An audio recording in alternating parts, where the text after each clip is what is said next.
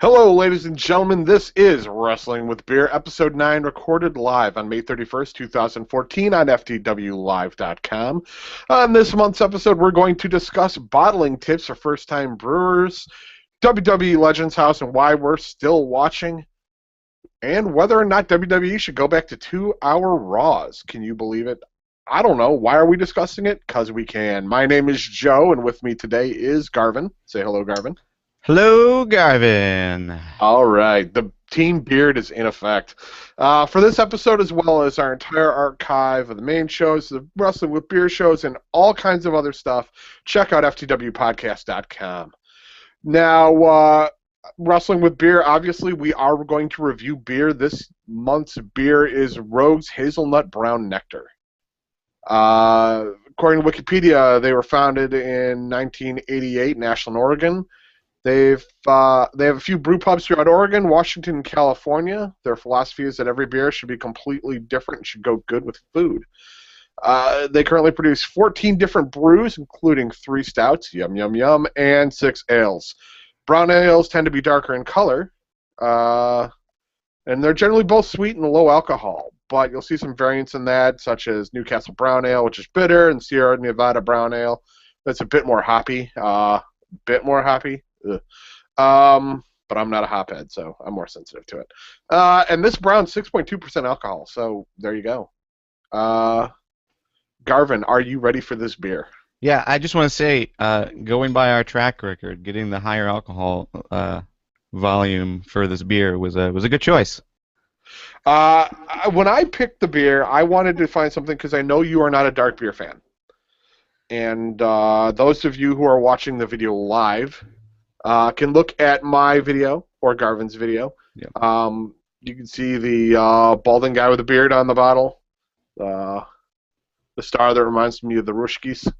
But I wanted to find something that I knew Garvin could find, because we do have a problem doing Wrestling with Beer, in that Garvin is in the Cleveland area, I'm in the Detroit area.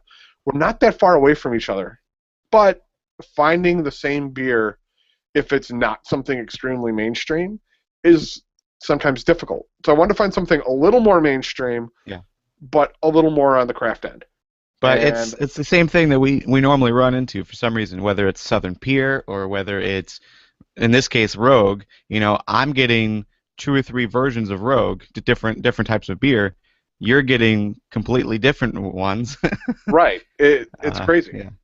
So, and it seems like every carrier, whether it's the grocery store or the beer and liquor store, they're all carrying the same set for whatever reason here. But I learned something this time around. I called Grady's in Rocky River, and I've driven past it a few times. I've never actually gone in, just because it's on my drive home. But yeah, it's a really small craft brew and wine shop. Mostly it's wine, but right away he's like, no, we don't have that, but I can order it and have it to you by tomorrow.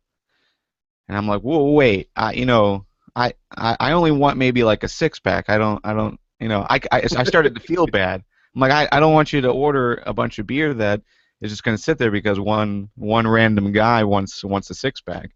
But he's like, no, it's cool, I'm sure someone else will buy it, and I'll take some home. So yeah, hey, it was really cool. See, that's good service. The store that I've been going to, I picked this up at, is Wine Barrel Plus in Livonia, Michigan. Great store. I get a lot of my home brewing supplies there. They're not far from my house, so it's easy. I enjoy that. But yeah, they've always got pretty knowledgeable staff.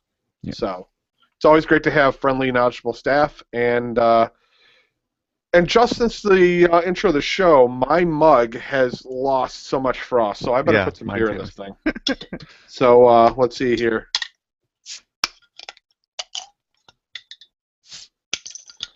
And if you're wondering why I had to hold the bottle up by my microphone, is so you guys can hear this. Yeah, we want you guys to experience this as well.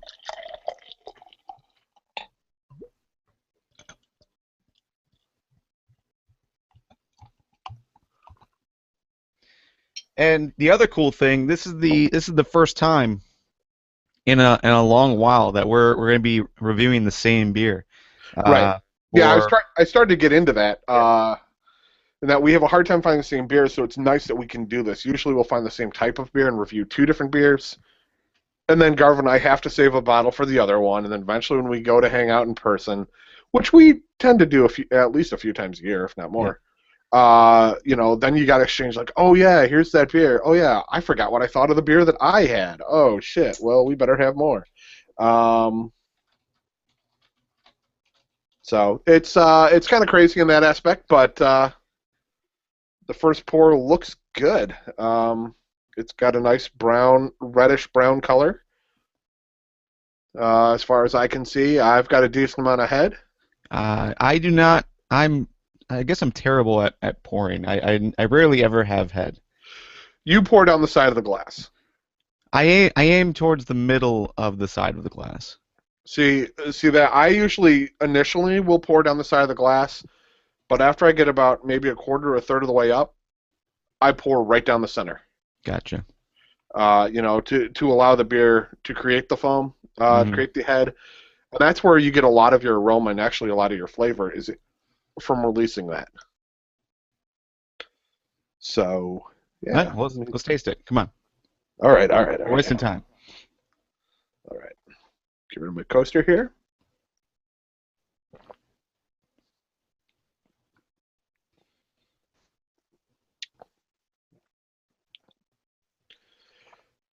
My initial thought is, as advertised, uh, hazelnut brown nectar. I definitely find the hazelnut. I've got that nutty taste. Um, According to the bottle, this was a Great American Beer Festival 2011-2012 gold medal winner in the specialty beer category. So, props to that. And according to the Surgeon General, women should not drink alcoholic beverages during pregnancy because of the risk of birth defects. Yeah, that's Consumption of alcoholic beverages impairs your ability to drive a car, operate machinery, and may cause health problems. But hey, this show's already off the track, so we're good to go. yeah. I mean, as far as like where I'm coming from on this, I haven't really had a lot of nut style ales. So the first thing that I was thinking of was like more of like a coffee. Like I think it was Burger King for a while. They had like the nutty coffee.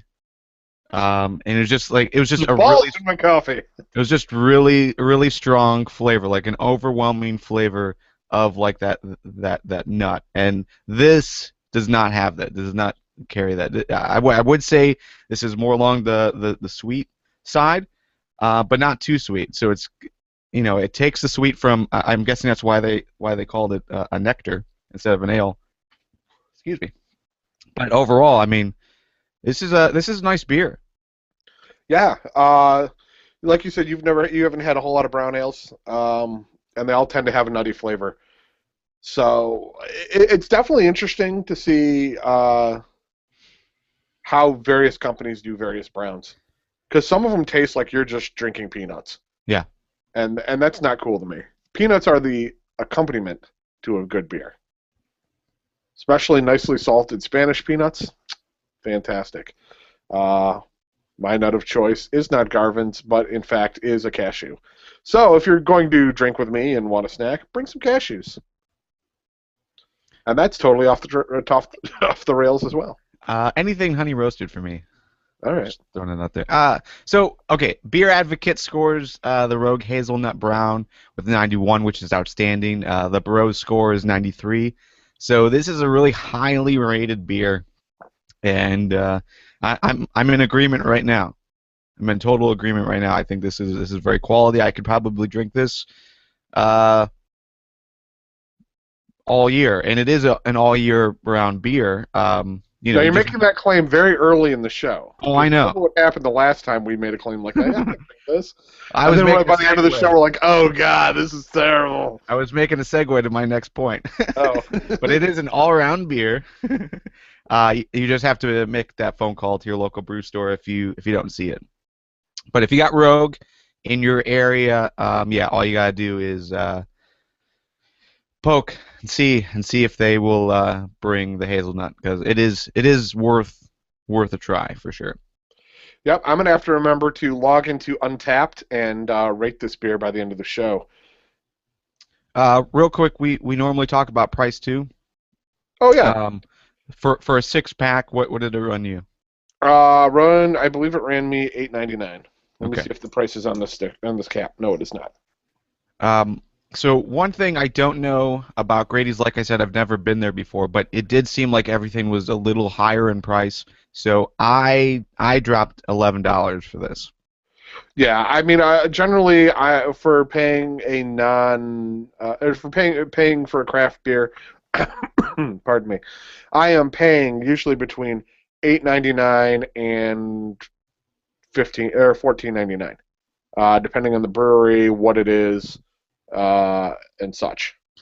Yeah, So I want to say Rogue is normally right around $9, $10 yeah, whenever I've seen it. So yeah, and then you add in you special ordered it. So yeah, yeah. So okay, well, another quick tip that I was given for this when I was in Grady's was, if we didn't like it or we wanted to do more with it, the bartender there or the owner, whatever his title was, he there's basically, yeah, he was basically suggesting that we, cook with it. That this is one of the only beers that he cooks with. So whether that's, he's making a soup or he's making chili, or the one that he was really raving about was that he cooks it down into barbecue sauce. So that's there's also interesting. that. Yeah, and I really don't cook a whole lot with beer. I think chili is normally the only thing that I add beer to. Um, Other than that, like I might cook uh, brats or hot dogs in beer either before I grill them or after I grill them, just to kind of give them that extra flavor. But I don't do a lot of cooking with beer. Like I know there's cooking with wines. My wife Steph, she cooks with wine all the time. Yeah, back early on, I used to cook a lot with rum and various liquors. Make spaghetti. You add a little vodka or a little rum or something. Add a little kicker to your spaghetti sauce, whatever. Right. And I mean, I did notice a difference. I don't cook a lot with beer because my wife cannot stand the taste of beer, which is a real bummer because I would like to try different things. Uh, Especially because I came across an article recently and I'd have to go digging for it. But it was an article on why you should cook your steaks in beer or soak them in beer Hmm. before you grill them. And I sent that to her, and she took one look at it and went, no. Damn it, honey. If you can get a hold of that article, I'd like to see it. We'll throw that in the show notes too. Yeah, definitely. But yeah, I so far initially I'm enjoying this. It's definitely got that nutty taste, but it's not overpowering, which is nice. Yeah, for me it's been an easy drink. Yeah, very. So okay, you want to go into the first music break? Sounds like a plan, man. I've got some beer to drink here. Got a whole 6 pack. All right, this first song is called Radar Detector, and it's by Darman D. So stay tuned. We'll be back.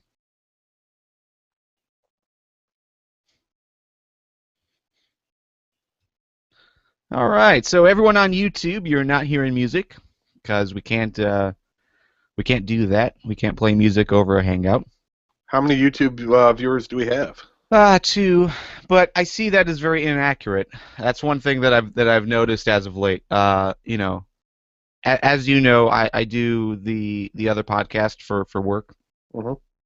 and yesterday we had we had quite a few people in the live chat listening, and we've got the same setup that we do for FTW, where we've got Mixler, and then we've got and then we have the YouTube feed. Right. So, however, yesterday I forgot this. So okay, let me take a step back. So All right. I sometimes I play music through the FTW channel, just to kind of give us some extra content and see if anyone Right. is listening, that sort of thing. So normally for my computer, I'm always signed in to Mixler on the FTW channel.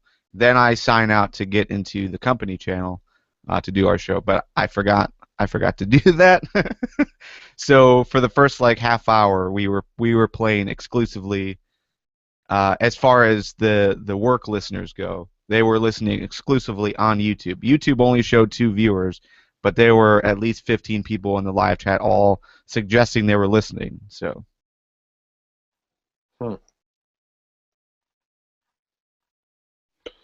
I'm sitting there going, oh, 'cause I'm listening to music over the Mixler stream, and I'm like, wow, I've heard this before. And then I went, oh yeah, because I listened to this music yesterday when I was adding music to our playlist. Yeah, I think this is a good one. I do Yeah. like it. So, yeah, again, everyone on YouTube, we cannot play the music over the Hangout. It will immediately note that I am playing music and will mute my mic. And if I continue to do so, it'll shut the Hangout down. It's crazy.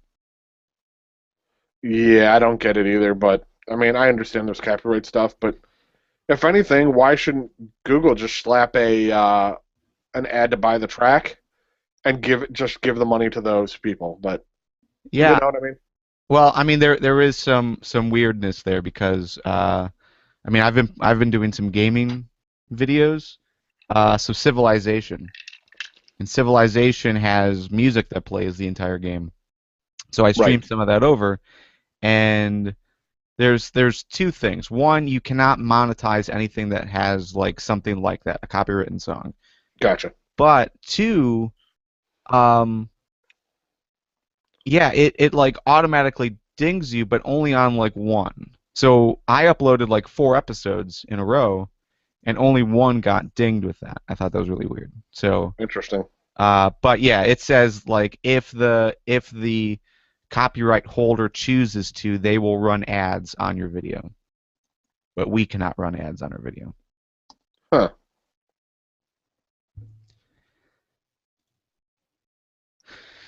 Uh, okay, so we've got, I want to say, another 5 minutes to go on music. Okay. Yep. I'm gonna step away, do some stuff really quick, and I'll be right back. Sounds good. And everyone on YouTube, again, this is going to be cut out of the normal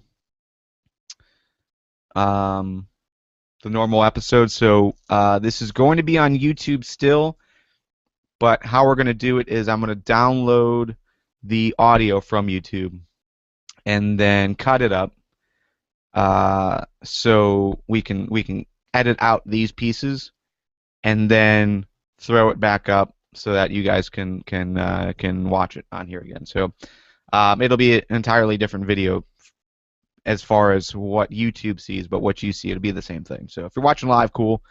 If you're not, whatever.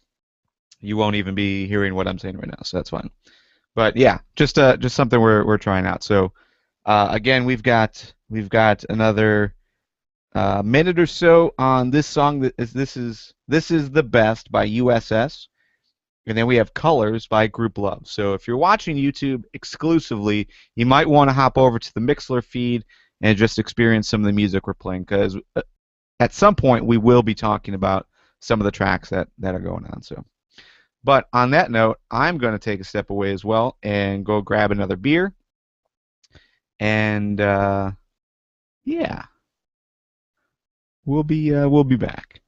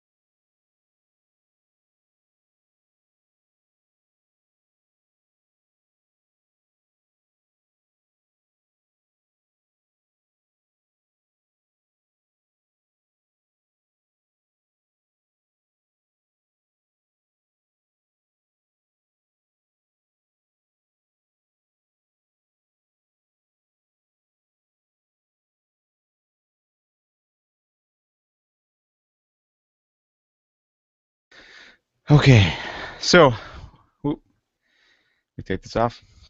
All right, so we've got a little less than a minute. I don't know where Joe is, but I'm sure he'll be back so we can start. I'm out of breath, man. Whew. Move the recording studio up the stairs, You and I move the had recording studio up the stairs, and you get ah, exercise. Jesus, man. I had to run up and down 3 times because I kept forgetting something. Nice. Okay, we're ready to go. Well, Give me a soon. countdown. All right. Welcome back, everybody. That was Colors by Group Love. Before that was This Is the Best by USS. And of course, we started off with Radar Detector by Darwin Dees. Hell yeah, we did. It was fantastic music. USS is a band out of Canada that's just starting to take at least the Detroit area by storm. Their newest album, I've been trying to get my hands on it, and the only way I can get it is to import it. Which you wouldn't think would be that hard to do, but I don't really want to drive across the border to go pick it up, and it costs more to import it, and I'm lazy. So my birthday's right around the corner, so I'm hoping my wife will pick it up for me. Yeah, that'd be cool. Yeah. Yeah. It's been a while since I bought music, as far as like buying an album. Generally, I do all of my stuff online. So before I started working with Spotify, I was playing music on Google Play, their music store. Right. I spend a lot of time, if I buy albums, I buy them, I rip them at a high bit rate Mm-hmm. or at a lossless format, and then I put them in a bin or a box. Uh, at work, we do a lot of headphone listening. It's part of our business. And yeah, it's so we're usually dealing with higher end files. It may just be the same music that everyone else is listening to, but we at least import it at a very high rate. So yeah, so that's the only reason I buy CDs anymore. Is I buy it, rip it, and then everything goes digital. Yeah. You can take it on the go. It's clean. You get a lot of storage these days. It's hard to complain about it. That being said, this isn't exactly a portable music podcast. We're talking about No. beer. So, Garvin, how is the Ooh. hazelnut brown nectar for you? I want to take an extra sip just to get it fresh on my taste buds. I'm digging it. I think overall, it does have that sweet taste, but it's more of a introduction taste. Then you get the very, very nice beer flavoring. You can taste the nut. You can taste the hazelnut. You can Um, taste the nut.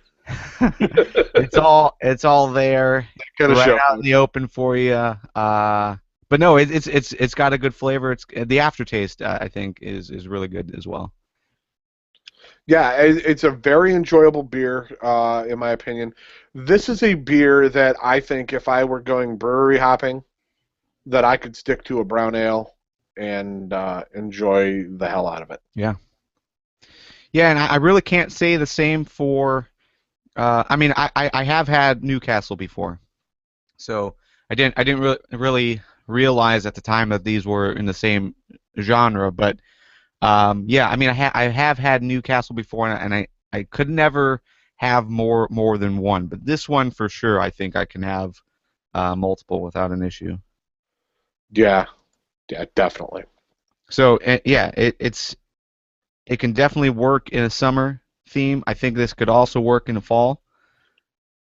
Yeah, it seems that with the summer you stick to your lighter beers, your more wheat-based beers, and then as you get colder, you can get to your heavier, darker beers with the higher alcohol content to keep you warm. Right. Where in the summer you're just like, I'm out having a good time. Oh, we're going out to the lake, or we're gonna go have a catch, or we're gonna grill, we're gonna barbecue, and you could drink lighter beers like the wheats and such all day. Uh, with this is a little heavier, but still, yeah, I would put this around if I were to give it a month, I would say a September. Yeah, I mean, if you like, I think this would work in the summer setting. Well, of course. If your plans are to drink all day, then no, this is probably not a good beer for you. You know, a lighter beer would probably work best. But if you're going out for a couple of beers at night, or sitting around a campfire, bonfire, going out and playing volleyball, whatever you're into, that sort of thing, I think this would totally work in a summer theme. Just not a whole lot of it. Maybe 2 beers. And let's be honest, most of us are drinking more than 2 beers when we go out. Yep, as long as you pace yourselves. Yeah. Disclaimer. Make sure you're eating. Make sure you're drinking water. Yada yada yada. Be safe. So, Garvin, let me ask you this. Yeah. You have a cider I do. in the works. Did you? I visited you for what pay-per-view was that? Extreme Rules. Extreme Right. Rules. Yeah. Yes. I always forget. Right. I always forget the name of that one. I'm Kim going Payback. No, that ain't right. Because that's coming up. That is tomorrow, actually. Yes. Yes. I forgot I'm going out for that. But you have a cider. I saw it. Did you ever put water back in the airlock? I did. I did right after you mentioned it. So I was too busy drinking and eating to. yeah, a brief aside on what happened. So yeah, Joe came over for Extreme Rules. Before that, we were in this mass house cleaning type thing because we wanted to get the second bedroom together because we're going to have, not only Joe and his wife, but a few other people over overnight. And we have a generally tiny house, but we've got this finished upstairs, which if you're watching on YouTube, you can now see that I'm in. It's now usable. Before it hadn't been usable. So, but yeah. Anyways, I had moved a bunch of stuff around, including the beer, and in the process of me moving the carboy, I think I lost some of the liquid that was in the airlock. Joe noticed it right away. I didn't realize. Yeah, that's one thing to keep the contaminations out. Is to keep that airlock filled. Yeah. And and you have many pets. Yes. And cats can be cat holes. And I don't know if they're fucking with it or playing with the airlock and watching the bubbles or. No, generally speaking, they've left it alone. But we did move it from one room to another. So yeah. You never know. So it probably got bounced around a little bit. Yeah, and that happens, especially if you're using a bucket as a primary fermenter. Any pressure change will suck in water or expel. So, yeah. So you're bottling soon. You're bottling said cider. Yeah. So I put this in middle of December, or at least started this whole process right around middle of December. So it's a 3-month brew, but then the suggested is to wait the full 6 months. So I've waited the full 6 months. I'm going to go ahead and get started bottling now. I think bottling is right when we're going to go ahead and get going. So I'm looking forward to it, but it's going to be a new experience for me because previously what I had been doing was the Mr. Beer kits, and that was really simple. The keg was what was was what I was using for bottling. This seems like it's going to be a different process. I'm going to have to move it from the carboy to this 5-gallon bucket that I got that also has like a little spout at the bottom. I would like to give you a tip and yes, to not use the spigot there. Okay. I found because what you should do is transfer, hopefully via siphon, from the carboy into a bottling bucket, whatever bucket you may be using for that.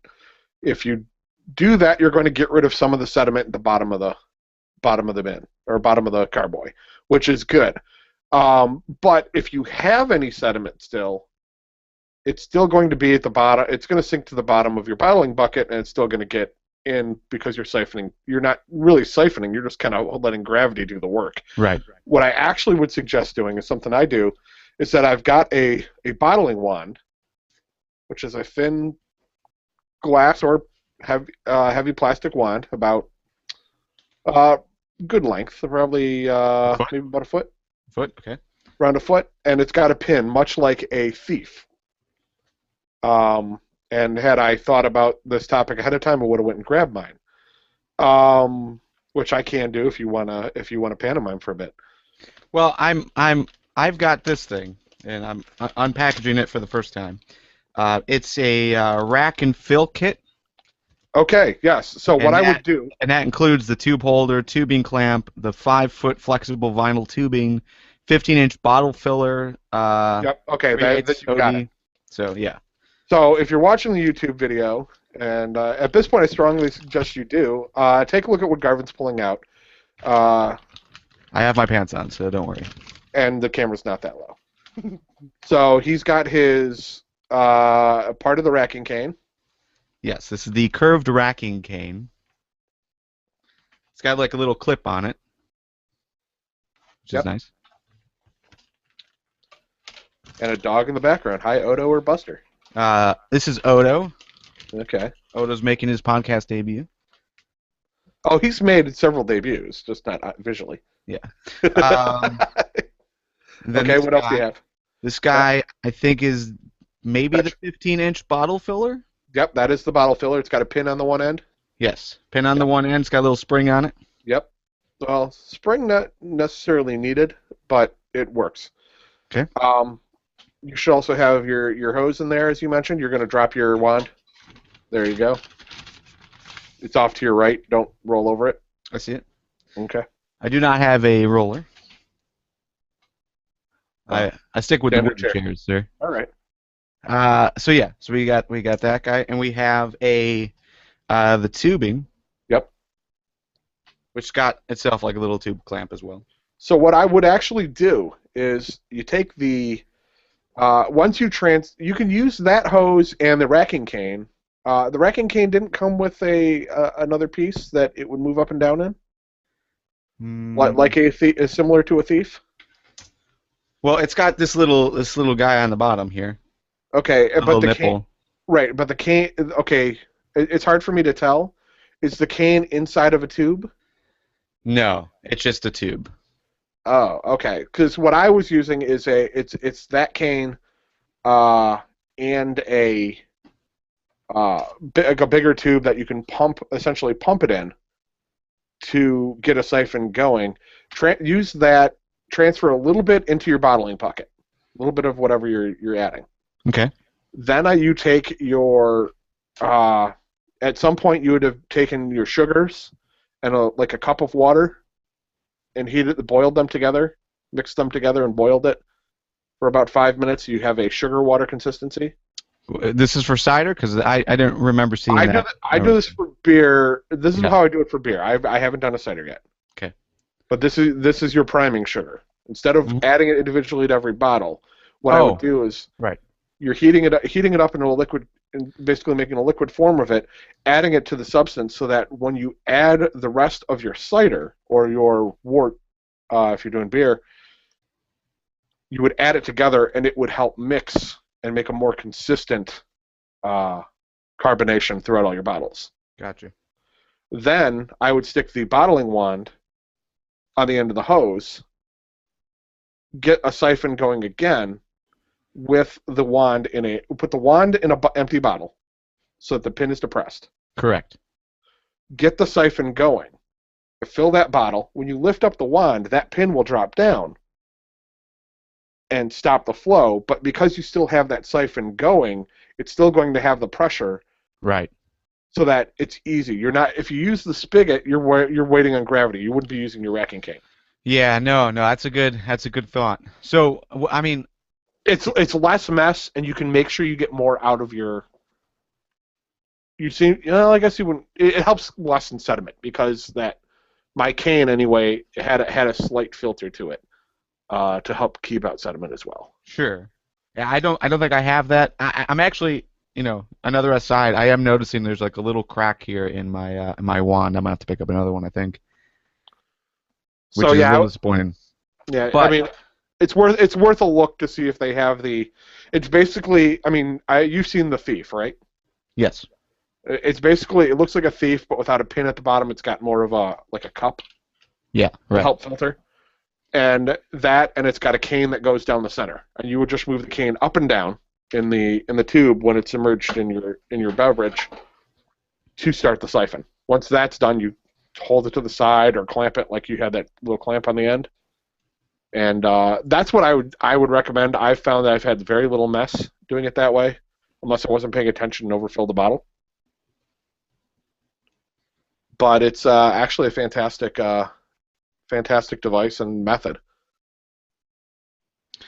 So overall, I mean, sorry, I'm gonna be talking off camera because um, this bucket that I have. I mean, when I'm looking at my directions that I got here, Okay. this is the BSG Handcraft Brewing Guide. I mean, what it was suggesting was that, after I have it in the carboy, I should move it into the bucket and Right. let it all ferment there, then bottle it from there as well. See, but Is that you're what you're already. used to? Well, I mean, what I do is I do primary stage in a bucket, Mm-hmm. because that's where most of your sediment's going to be. I then transfer after 2 to 3 weeks to a glass carboy for 2 to 3 weeks. That for secondary fermentation. And then what I do when I go to bottle is I would transfer back into the primary after it's been cleaned, or another bucket that's been cleaned and sanitized. And that's where I would add my bottling sugar, and I would just transfer it into that. So it's like the third step. But right from there, I'm then bottling.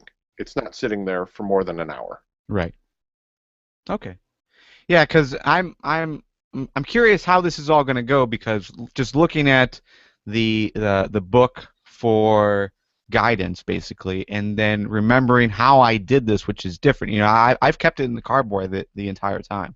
It has never moved out of the carboy, which I guess is kind of odd, but that's the directions that I got from the cider recipe. And a lot of people only do one step of fermentation. Yeah. They only do one level of fermentation. I do two, because it helps clear the substance get that yeast out. Sure. So you don't have a cloudy beverage. So, from your standpoint, knowing how I've been brewing this cider, would you suggest doing the whole movement, moving it into the bucket, and then from the bucket to the bottles, or should I just bottle Definitely. straight from the carboy?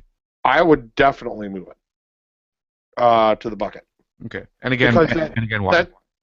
Because that's going to lessen the yeast. Because if you look at your carboy, I'm assuming that you're going to have a layer of yeast at the bottom. Yes. And if you have a layer of yeast at the bottom, when you go to siphon out,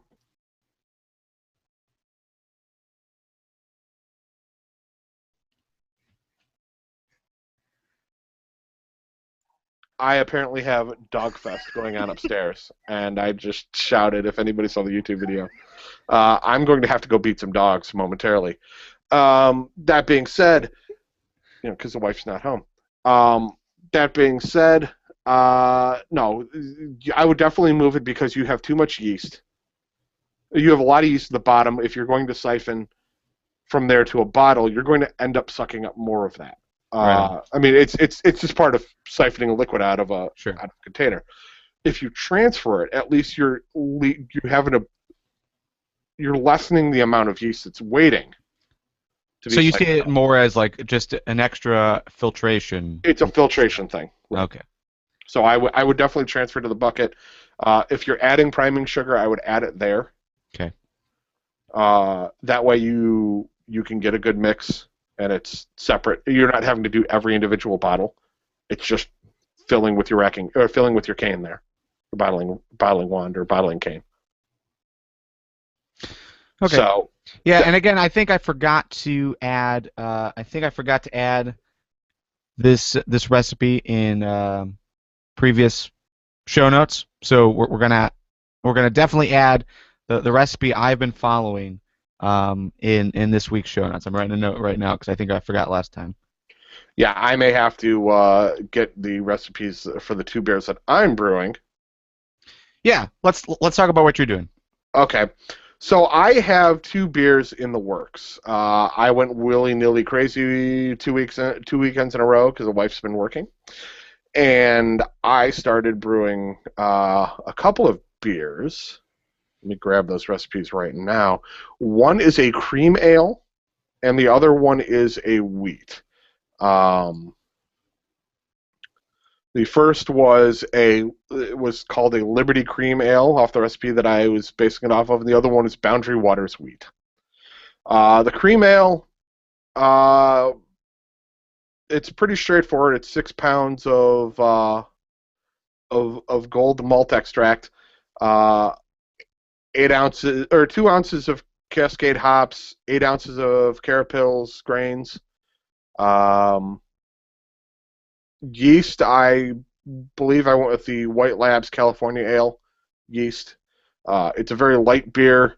The one thing I noticed was it's a cream ale. Cream. Cream says dairy to me. There is no dairy or no lactose in this recipe. So Is it just a resemblance thing? It resembles cream, and that's why they went with that. maybe, I don't know, because I haven't actually had this. Every beer I've done, I try to do a little bit of experimentation with it. So I added a whole bunch. I don't even know how big the package was of lactose to the recipe. Because I found that when I did my stout, I had earlier on one of the second beer I ever did was a cream stout, and I liked the cream stout so much more than the regular stout. It gave it a smoother taste. So I figured I'd give it a shot and see what happens with this cream ale to see how that works. Curious, what's your opinion of Genesee Cream Ale? Genesee Cream Ale. Genesee Cream Ale. I don't know if I've had it, and Really? well, I guess you're going to have to get me a bottle, and I've heard No. I'll get you a whole case of it. no. There's I know it's got a context or a history or a reputation of being bad. There we go. to some people. Yeah, to some people. Depends on how much you've drank beforehand. The other beer I did is at Boundary Waters Wheat. 6 pounds of wheat malt extract. Half pound of Carvian and a half pound of carapils. As far as grains go, hops, we went with 1 ounce Sterling, 1 ounce Palisade. And I went with the White Labs American Hefeweizen yeast. I like the White Labs for liquid yeast. It's seemed to have worked well for me. Problems I've had, both are still in their primary fermentation. I need to rack them to secondary. The cream ale, apparently it was not warm enough. It had a very, very slow fermentation. Right. Initially, it wasn't until like the last week or so that it really started to kick into high gear. But the wheat took off pretty well. So we'll see what they come out to percentage-wise for alcohol content. I'm hoping for good flavor either way. That's more important to me than the alcohol content. Your miles may vary, listener, but both are sitting up in my dining room waiting for the next step to be transferred into the carboys. I have to go clean those later today and transfer that over. Sure. But that's where I am. And real quick, what's your setup as far as keeping the beer warm? Like for me, I have one room in the center of my house that has 3 different vents for heat that have been pointing at it basically. So I've been lucky in that. I've only been doing the one though, so that's been keeping it around 72, 74 thereabouts. That's perfect. Yeah. So what's your setup as far as that goes? Are you still putting them in the basement? I am not putting them in the basement because we've had some cold days. Once the house is on average getting to be about 75, 76 degrees without us doing anything, then they may come downstairs because later part of the day the sun beats down on the roof and it gets a lot warmer. If you're having issues, you can usually get, I think you're only supposed to do this if you have it in a plastic bucket, but there is a thing you plug in the wall. It's a heating strap that you put around the bucket that will help warm. My wife picked that up for when she does her wine because that has to be a very specific temperature range, and she hasn't used that yet. She bought it to put on her glass carboys and found out you shouldn't use it on glass. Is it like electronic or? Yeah, you plug it right into the wall. Oh. So, but you can get something like that. Some people have also wrapped blankets around, threw blankets in the dryers, wrapped them around for a while to get that core temperature up. Once the core temperature's up, if the yeast are doing their job, they'll generate a little bit of heat. Sure. So, yeah. So that's where I am on my beers, and I was hoping to have them transferred or to be ready to transfer them on the show. We'll have to do that We'll have to be more prepared and do that on another episode. Sure, and real quick, just because I'm also curious. I haven't checked out my recipe in a while to see what the normal process is, but bottling, since a lot of the fermentation has already taken place for the most part because it's cider. It started with cider. I've already added a majority of the sugar. So Right. because of that, how long do you think we're going from bottling it to drinking it? Well, one question I have for you, aside from that, and I'll answer that in a second, is have you tasted it yet? I've smelled it. I have not tasted it yet. I I wanted to would. be surprised because the thing is, it's like it's been here for 6 months. If it tasted bad, I'd rather wait the full 6 months to verify that rather than. I'm going off of my mead experience, Yeah. and that if it tastes bad, you're like, oh, hopefully it's going to get better. It's not. Yeah. I mean, you will have a difference. I mean, your flavor difference won't be that extreme from right before bottling to when you drink it. Now my IPA that I did, the flavor definitely changed. The hops came out a lot more the more it stayed bottled.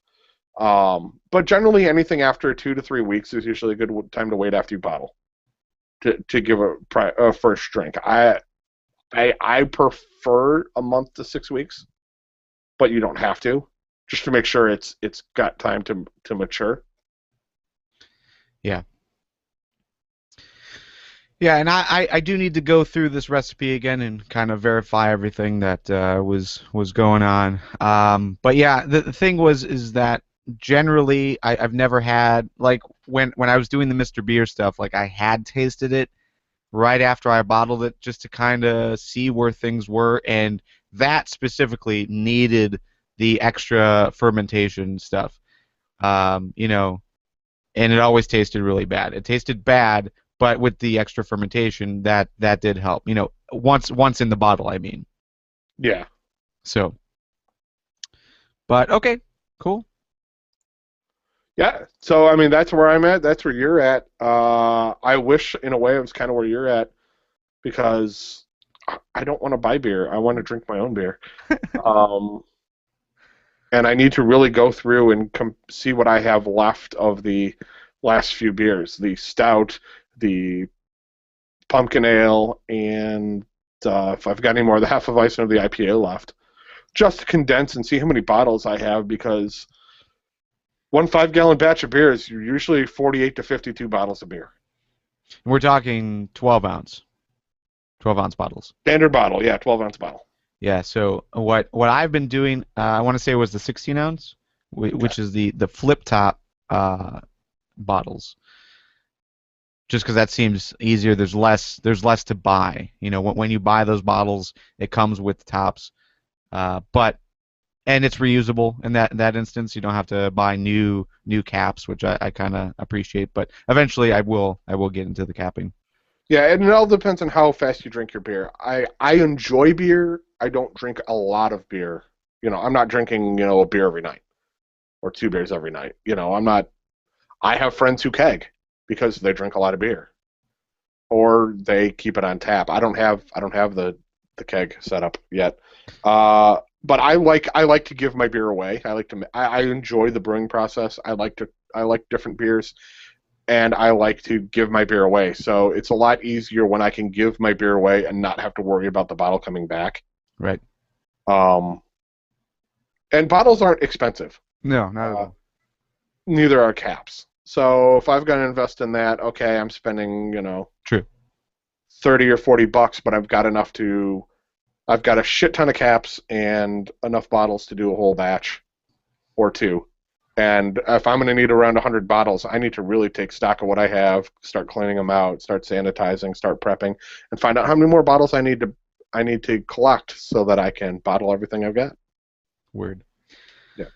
All right, well, we're going to take another music break, but coming up, we're going to be talking about WWE Legends House, as well as respond to an Ask FTW from at 406 North Lane on Twitter, um, about the latest ratings trend that has been happening with Raw and how to fix it, basically. So we're also going to be talking about some interesting information that Vince Russo has let out, as far as Raw goes, and his thoughts on what's going on poorly with Raw. But real quick beer update. I do want to say I'm still very much enjoying this beer. I'm on my second now.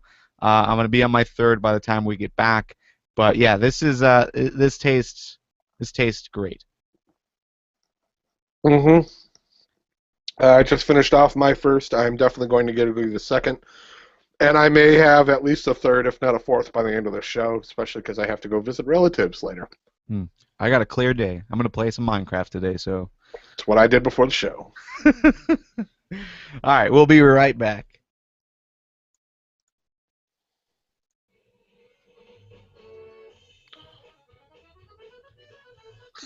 It's Polka. Yep, I'll be right back. I'm going to go grab another beer and take care of some stuff real quick and beat the So, dogs. sounds good. Everyone else on YouTube, I'm gonna be doing not the same thing exactly, but I'm gonna go take a step away, grab another beer to refill. But yeah, the WWE talk is gonna be coming up. Joe and I have been watching WWE Legends House, and I'm really surprised I'm still watching because normally I hate reality TV, but I find this interesting. But we'll get into that. And then also the Ask FTW question from 406 North Lane should be a really interesting conversation. So we'll get into that. You've got about 9 minutes worth of music, including this song. This is Glass of Beer Polka, followed by King of Kings by the Evans, and Lightning Bolt by Pearl Jam. Well, you're not watching this or you're not hearing this because you're on YouTube, but if you're on Mixler, that's what we would be playing. So, anyways, we'll be back shortly.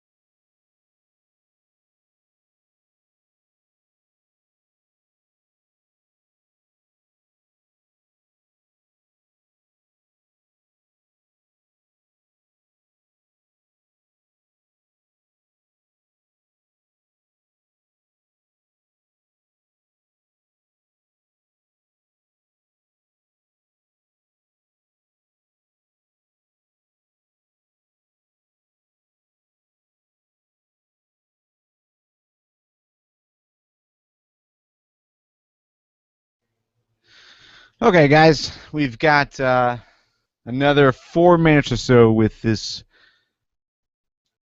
song by Pearl Jam. Joe is a Pearl Jam guy.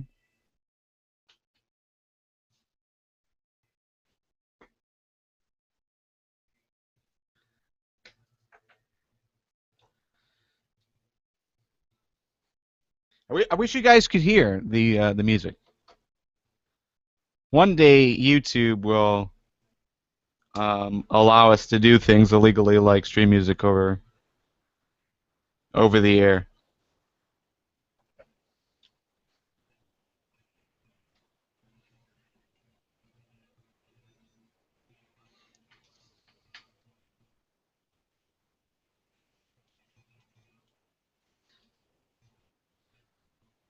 So if you are watching YouTube, which I think there are a few of you that is doing that, and you're also in the live chat on ftwlive.com.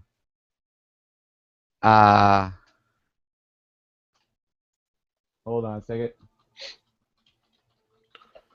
It'll be there momentarily. Yeah, no. Shit, what was I gonna say now? Live chat, ftwlive.com. Oh, no, shit. I had a good point to say. I got interrupted by the live chat. Thanks a lot, live chat. But seriously, live chat, thank you for being there. We appreciate it. But if you're on the live chat... I can't remember what I was going to say, so whatever. Anyways, live chat's talking about Total Divas, which I don't want to talk about anyways.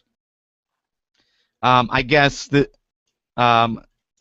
everyone, well, Nick especially, is hoping that Legends House will be our gateway drug into Total Divas. Yeah, I don't think so, Tim. So wait, you're saying pour it in the center, but once it gets about a quarter away... Yeah, maybe about a third. Yeah, keep going down the side. Pour to the center right now. Just keep going. Stop. Gotcha. Okay.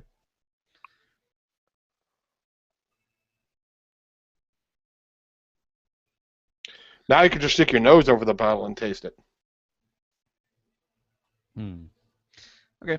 Hey, real quick, I mean, we've been doing 2-hour shows, but how long do you actually want to go? That's a good question. Because it's basically we're going to do the next set of topics, which is the Ask FTW stuff. Oh, and Legends House. Then music break, and then final thoughts and close. That's fine by me. I mean, like, however long that takes us. Okay, so you don't want to put like a limit on it per se, like 20 minutes, 30 minutes, 40 minutes? I mean, if we realize like, hey, we're getting like really long, or drunk, we're like, hey, we're going to have too long on this. We'll wrap it up. But okay. Have you heard Greg Sestero imitating Tommy Wiseau? No. Okay. Oh, hey, we're going to go live. Okay. Hold on, I'm lost. There we go.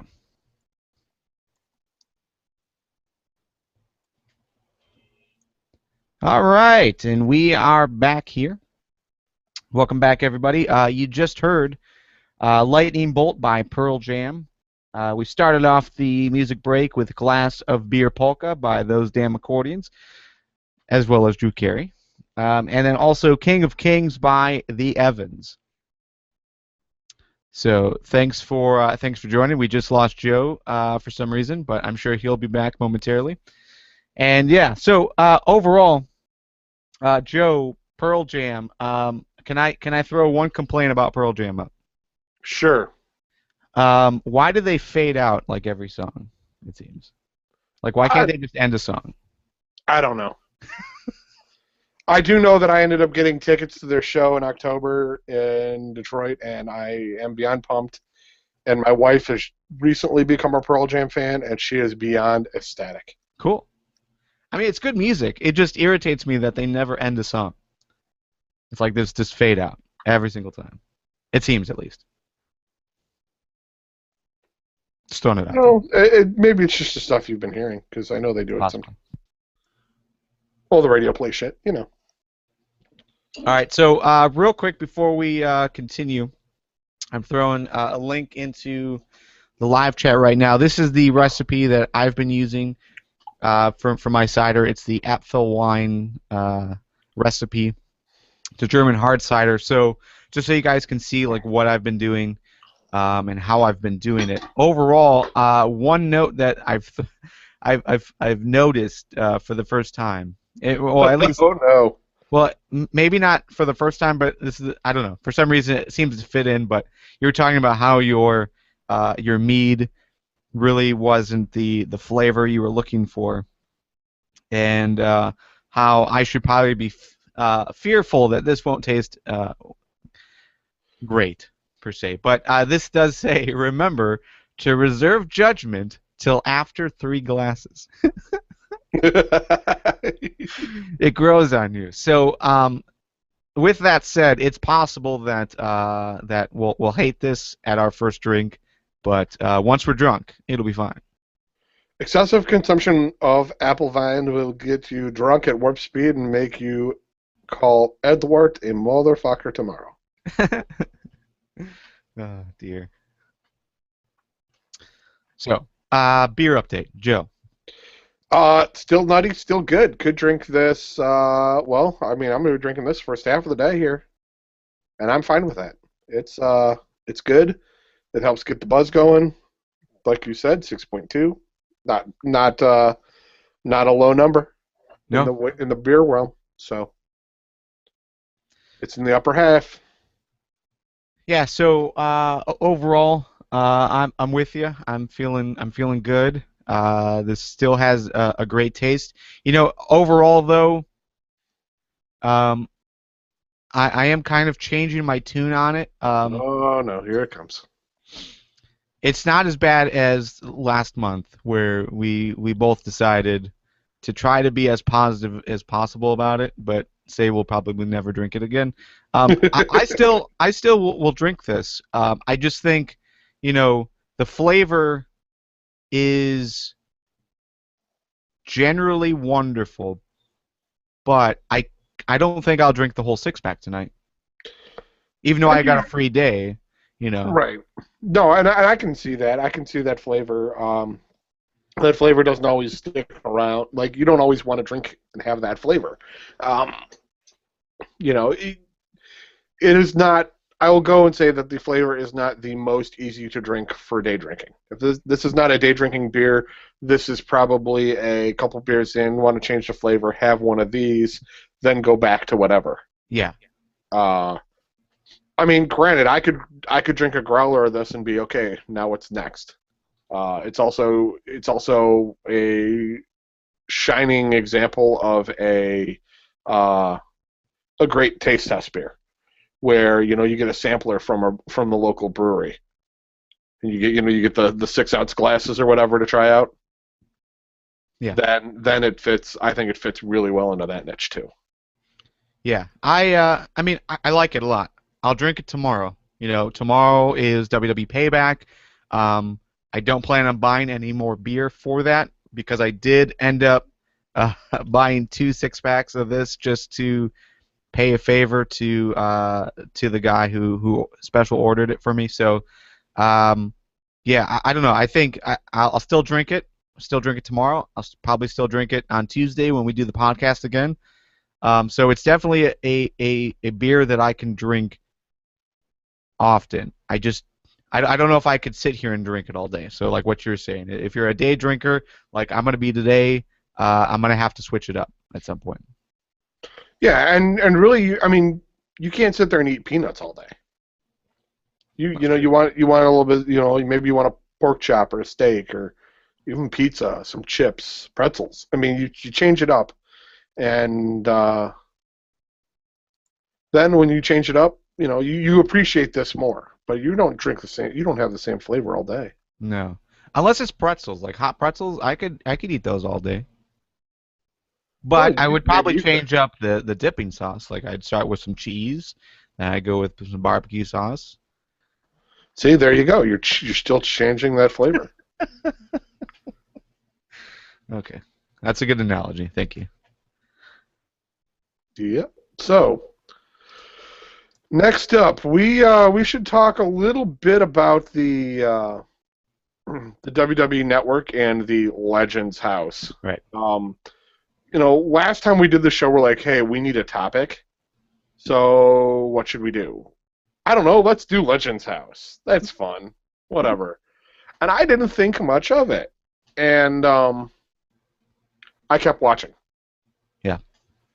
And while it's fun and almost seems family friendly, it's not. It's severely not. Like the last couple episodes, we had an episode where the guys went LARPing, and the next one they did a game show and then went fishing with Shawn Michaels.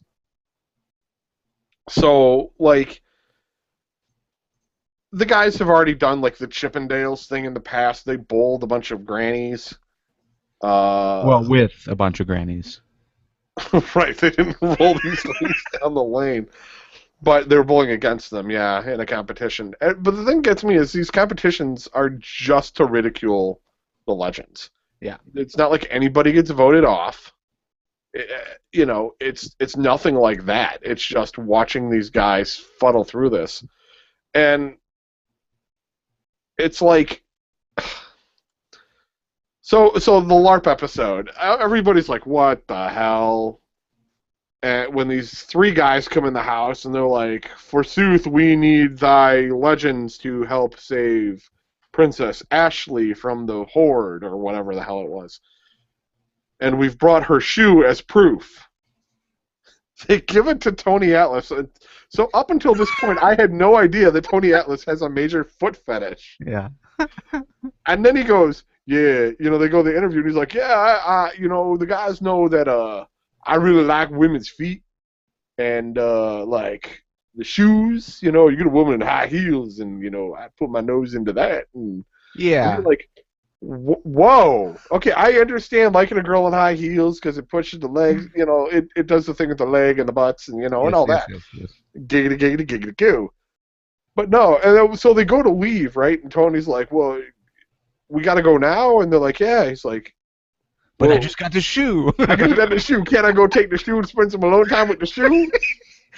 Yeah, and this you're actually like, came out. whoa. This actually came out during the episode where they all had to go get massages or whatever. It was for the episode where they were Chippendales. Yeah.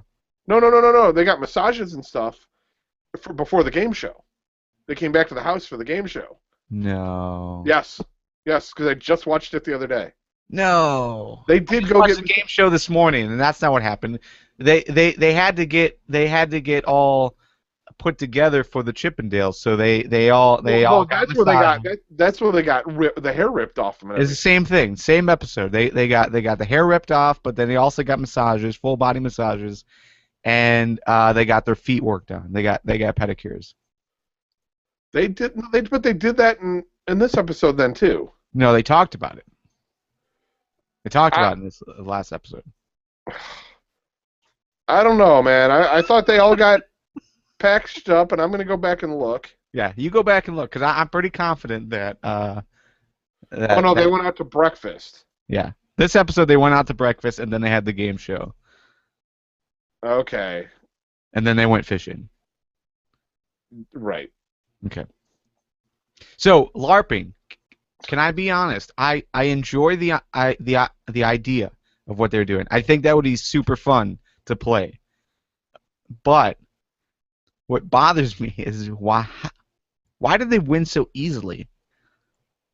Because they loosened the rules. From what I understand from LARP, there's a lot of rules. You're only supposed to do a few points of damage.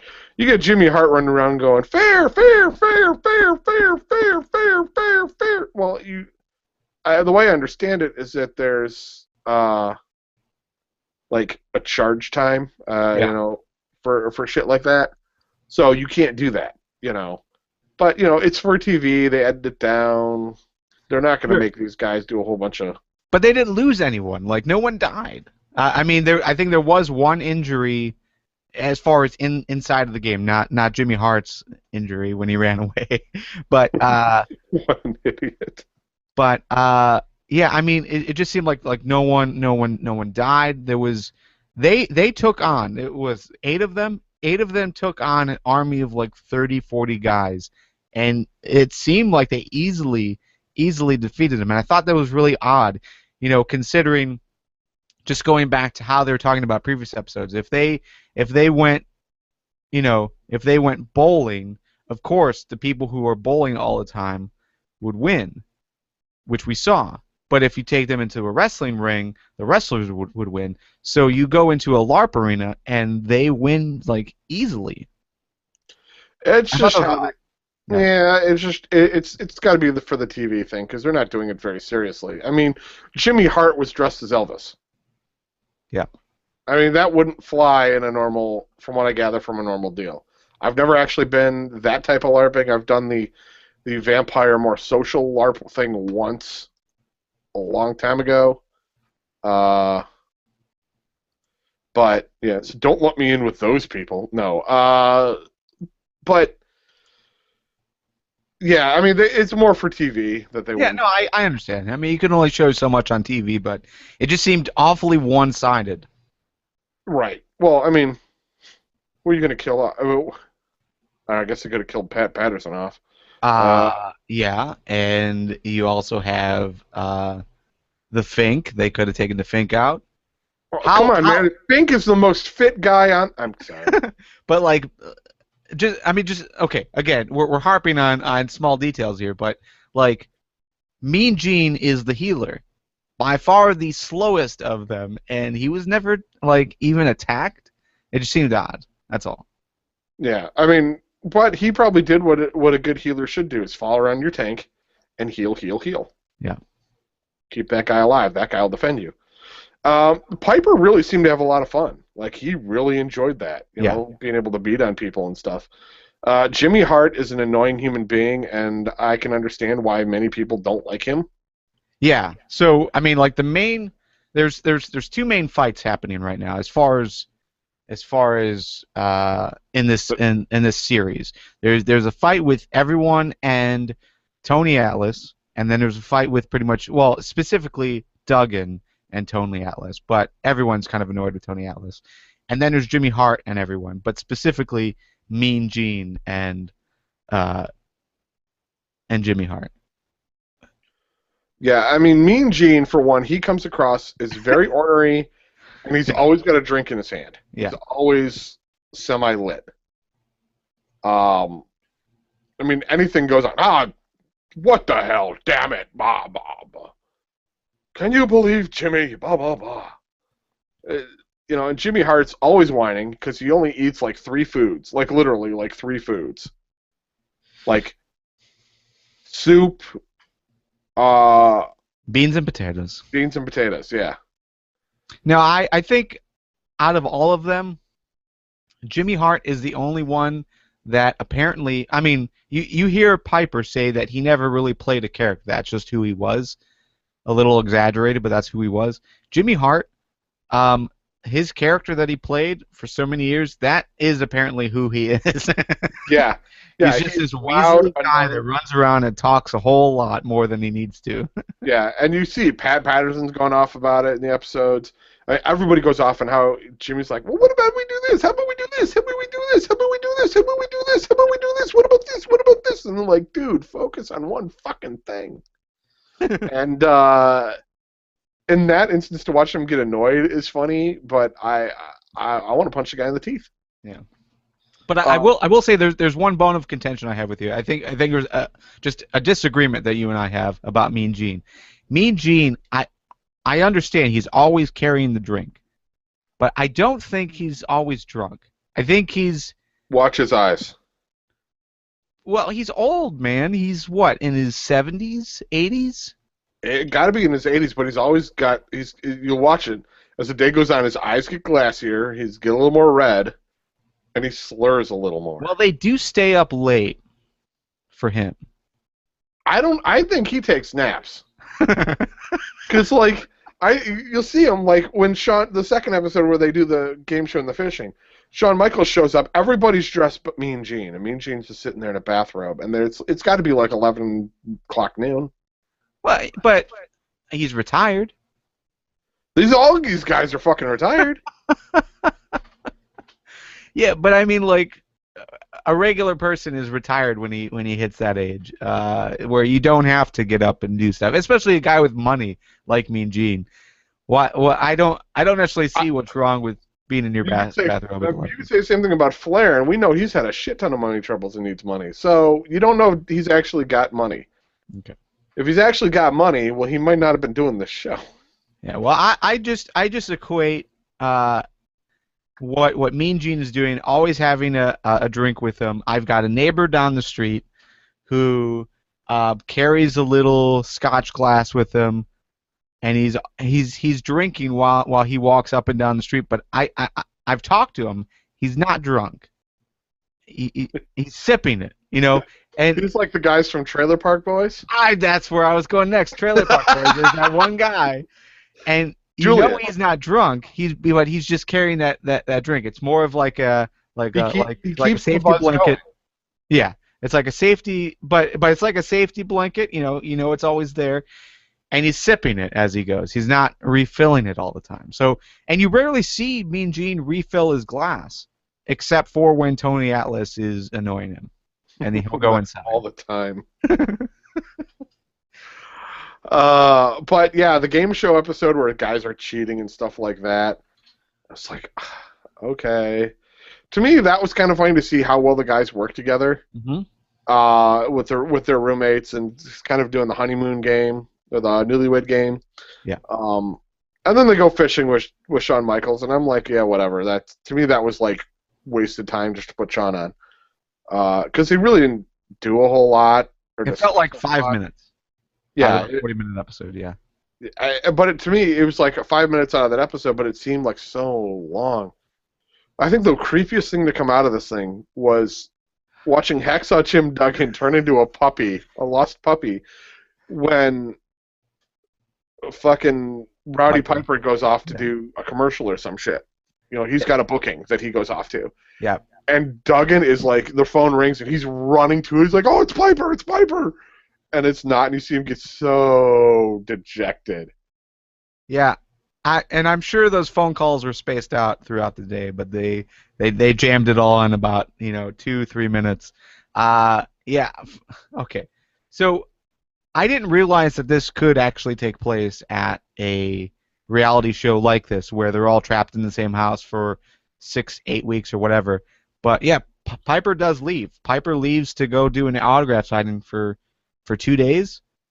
But Right. yeah, it was super creepy to see Jim Duggan act that way. Like, as soon as Piper left, it was like he didn't know what to do. But I mean, you could kind of see that with any of the guys that have been basically partnering. Well, actually, no.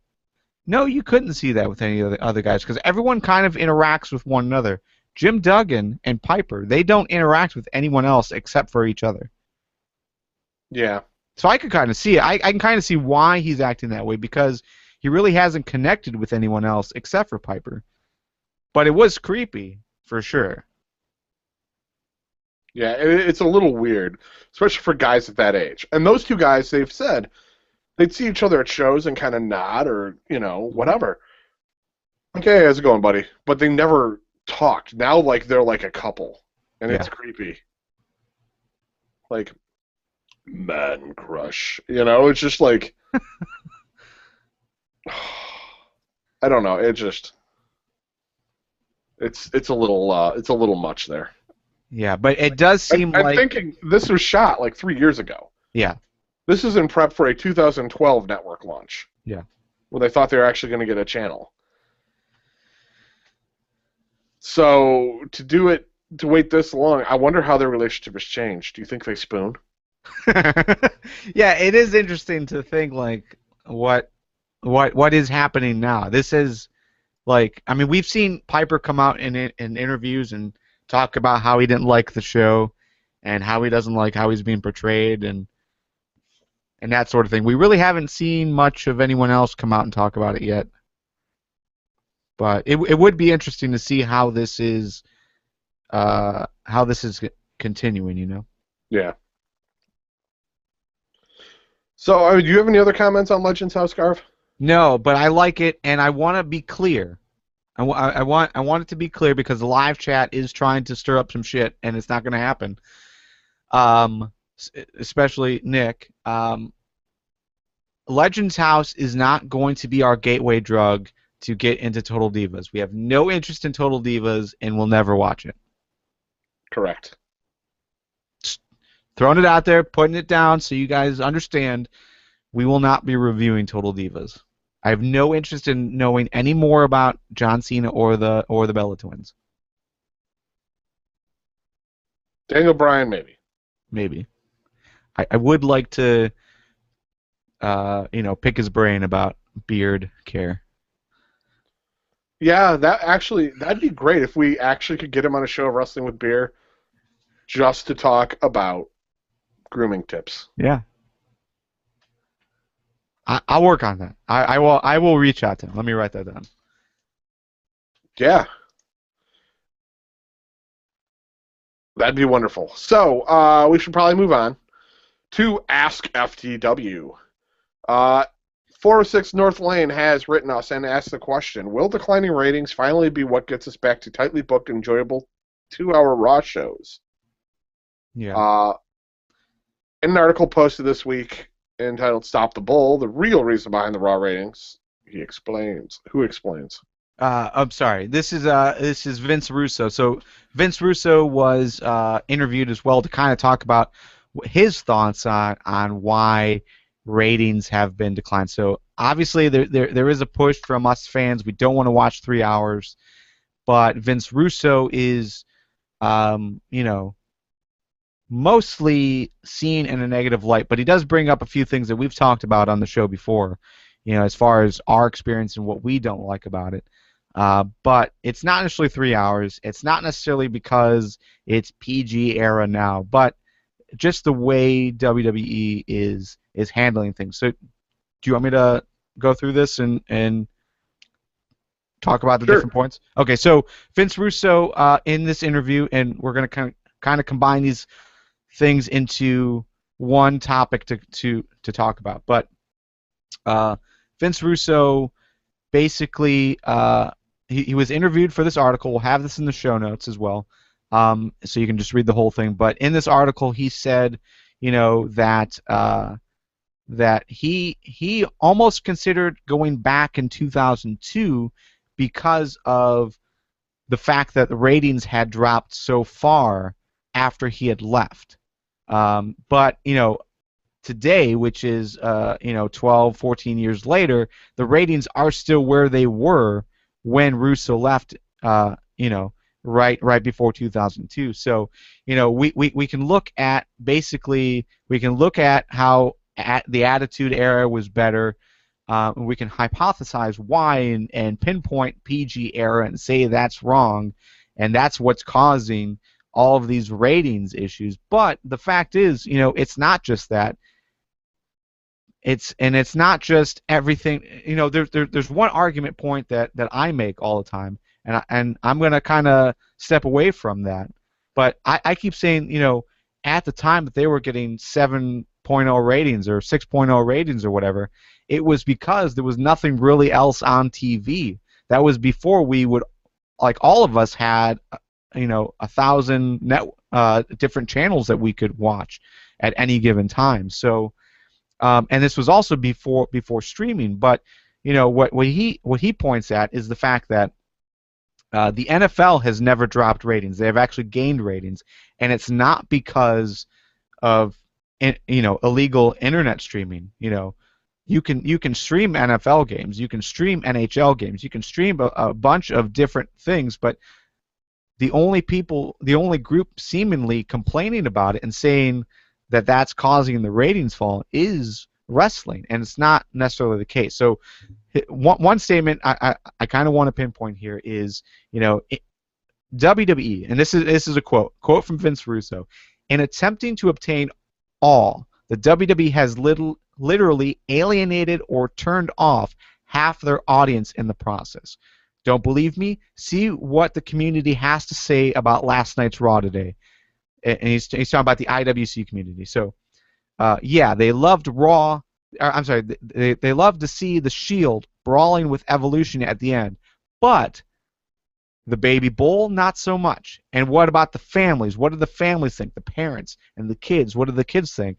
Oh yeah, the bull thing was cute, but John Cena swearing, not so much. So basically, WWE is trying to do all of these different things. They're trying to be everything for everyone, and it's just not happening. So he says, quote, by trying to be all things to all people, which they can't be, nobody can, the WWE has shot themselves in the foot. For every kid they are gaining, they are losing an adult, and every adult they're gaining, they're losing a kid. To switch off, it's an exchange, it's a vicious cycle. And we talk about this all the time on the podcast about how WWE, there's always something for you. There's always something for us. There's things that we think are very positive and we enjoy. But on the flip side, there's things that are pulling down the show that aren't as good, and our mantra has always been, well, just focus on the things that you like. Focus on the positives that you can take from WWE and what you enjoy, and just enjoy it. Don't harp on the negative things. But what Vince Russo is suggesting, and I honestly I think this is a good thought, is WWE shouldn't be trying to be everything for everyone. They shouldn't be trying to give something for the kids and something for the families and the parents and something for us. But they should be just focusing on one idea and growing from it. That's what they did in the Attitude Era, and that's why it worked for a lot of people. So, overall, Joe, let's start talking about it. We'll talk about 406 North Lane's point about maybe this is going to go back to a 2-hour Raw. But let's just talk about Vince Russo's thought overall. Do you agree with what he's saying? Well, I get what he's saying about you lose one person, but you're gaining another one. At a certain point, WWE and TNA, I mean, the wrestling industry as a whole needs to stop catering to a certain level and then re-cater to a younger audience, which is what the WWE has been doing, so that they can grow the product again with the next generation, to get them in for the whole hog. They can get the toys out of them. They can get the T-shirts out of them, at least on the merchandise end. But, I started watching, and it was, Hulk Hogan, Ultimate Warrior, that was like the big thing. Who's better, blah, blah, blah. You get to a certain point, that product grows with the audience. Then as, you get to be a teenager, and you're like, you want something a little more exciting. That's when they started getting in the Attitude Era, and then you grew with that. Then you got to the point where we got to the Brock Lesnar, the post-Attitude Era, and it was good watching there too. At this point, they're like, okay, these people are now in their 30s. We need to start taking some of our content and focusing it on the children again, so that we can bring, while we're retaining these guys who are still going to spend money, we need to hook people while they're young to bring them up so that we can get them to spend the money so that we can carry them to the next section. It's a cycling process. You're going to lose some people who are going to be like, I don't like this. I don't like the bull. And then you get people like us who are like, give us more bull against Hornswoggle. Yeah. Well, it's entertaining. But that goes against, what we like about the Attitude Era. I mean, going back, and we haven't rewatched, at least I haven't. I haven't rewatched anything from the Attitude Era because I don't want to taint my good memories about it. But, Understood. Overall, when I look back at the Attitude Era, I liked a majority of what was going on. Right. And that's the thing. It's like Russo is saying pinpoint one demographic or one group of people and try to cater to them specifically. And I'm actually okay with the idea. But I am fearful of if WWE did move forward with that, who they would cater to. I think they're going to cater more to the younger audience because you hook them young, then you're going to grow with them and have them for you. I'd rather have a young customer and be able to continue selling them product than have somebody who's not that way, who's going to be more finicky at this point. Yeah, I mean, while us older adults will buy the T-shirts, will be the ones that are the loudest for sure, as far as things. I really foresee WWE going back and, just looking at what they've been doing as of late. A majority of the effort seems not to be towards us, but towards the younger audience, towards the kids, like whether that's Slam City or whether that's um, you know Saturday Morning Slam. yeah, just in general, it does seem like there is the younger crowd, and unfortunately, a lot of us who are doing the podcast, and a lot of us that are doing, the blogging and whatnot, aren't necessarily in that demographic. So I am fearful that if WWE did listen to this advice and did move forward, that they would be alienating the group who were fans of the Attitude Era, that want to see that edgy stuff, that want to see, the better wrestling versus how they're booking Santino or how they're booking Sandow or even Emma or anything else that they're really doing. Right. Yeah, it's just that, I guess I don't have much necessarily more to say on that. I mean, I do want to touch on the where'd it go? There was something I did have that I actually want to comment on. Oh, the actual question, though. Will declining ratings be what gets us back to the tightly booked, enjoyable 2-hour Raw shows? Nope. You know why? Because Vince still has people paying top dollar to fill that commercial space. Yeah, I mean, I think ideally, and realistically, we were all against the 3-hour move. I mean, it sounded like it could be kind of cool if it gave opportunities to guys we wanted to see get those opportunities, but that never happened. They never did like what WCW did, which is they gave that first hour or whatever to the lightweights.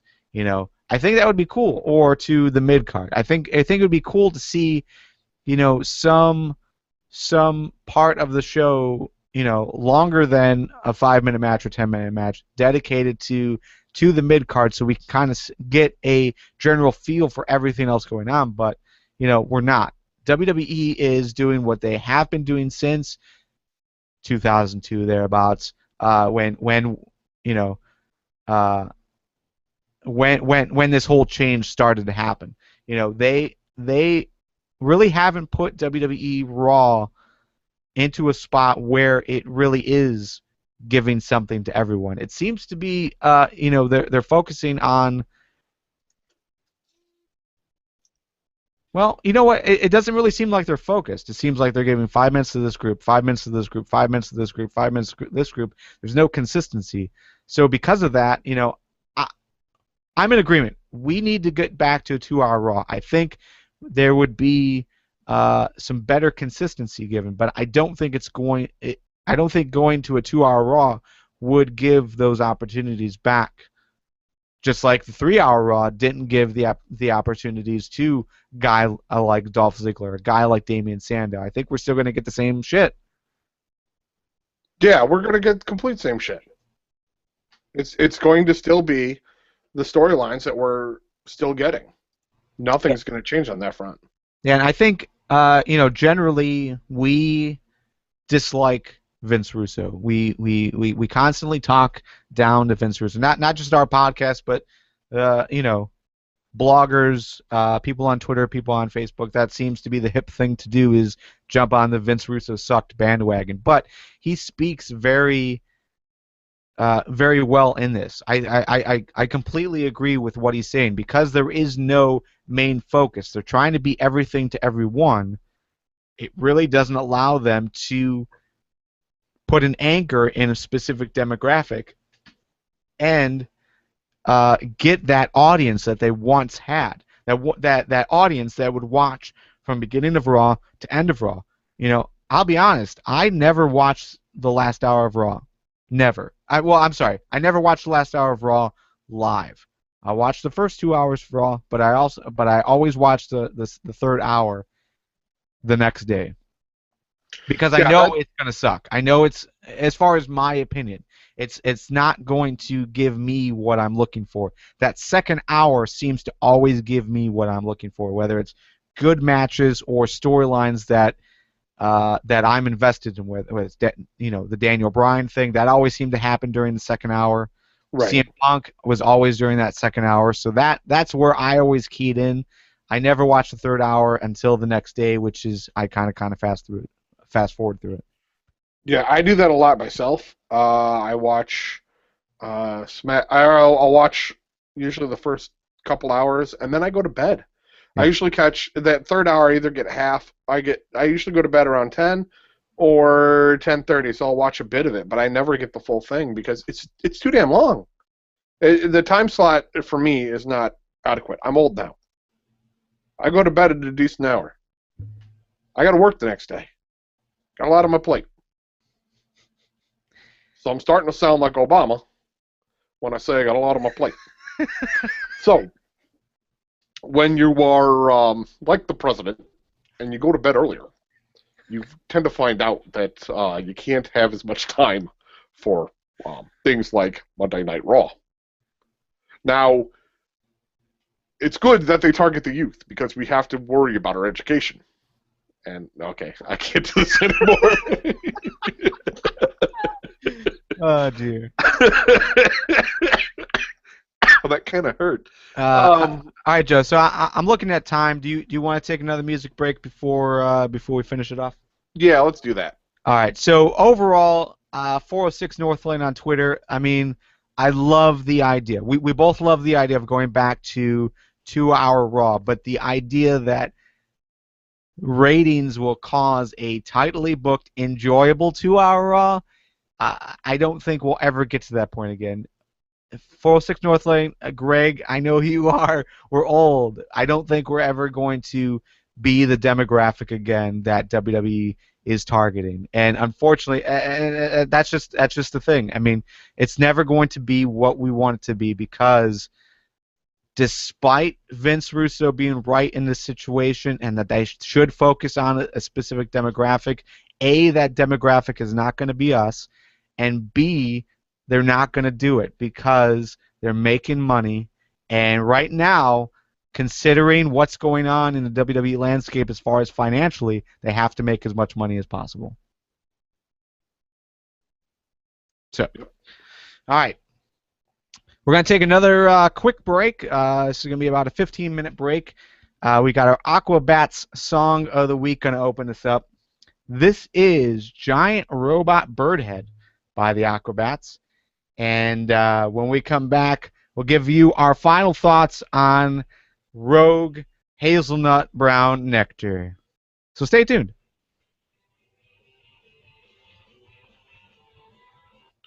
Go. Okay, we got about 15 minutes. 15 minutes. So Aquabats, then your Prince song, of course, and then Slept So Long by Jay Gordon. We'll close it off with Ghost Face Killer. Sounds like a plan. Okay. I'm going to take a step away. I'm going to refill my beer. Okay. And then, yeah. So, I don't know. Yeah, Take your time. I'll step away too.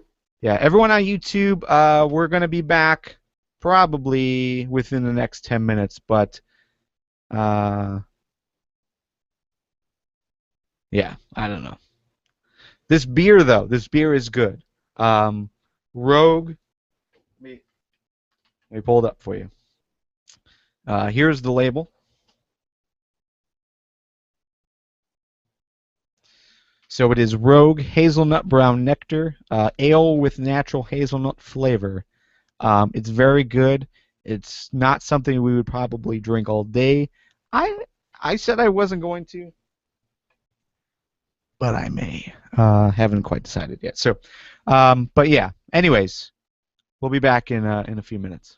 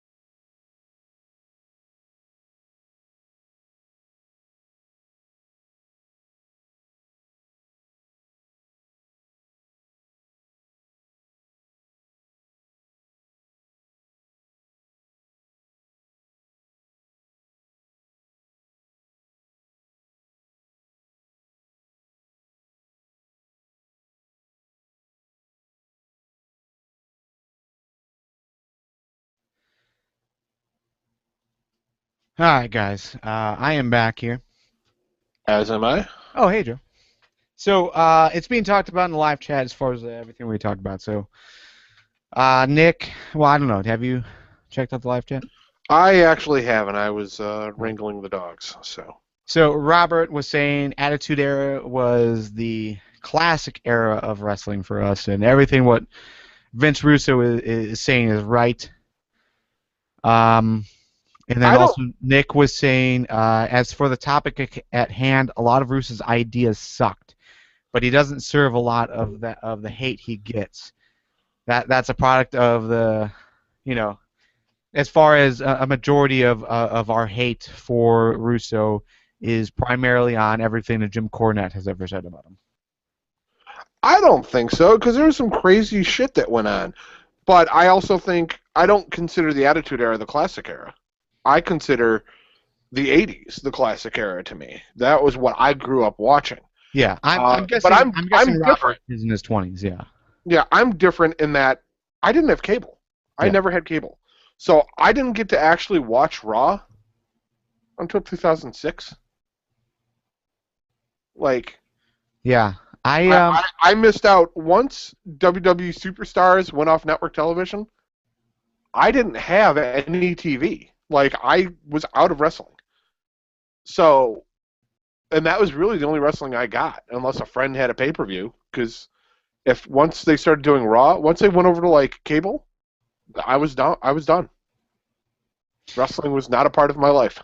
Yeah, for me, I don't remember a time when wrestling wasn't a part of my life, but I don't know.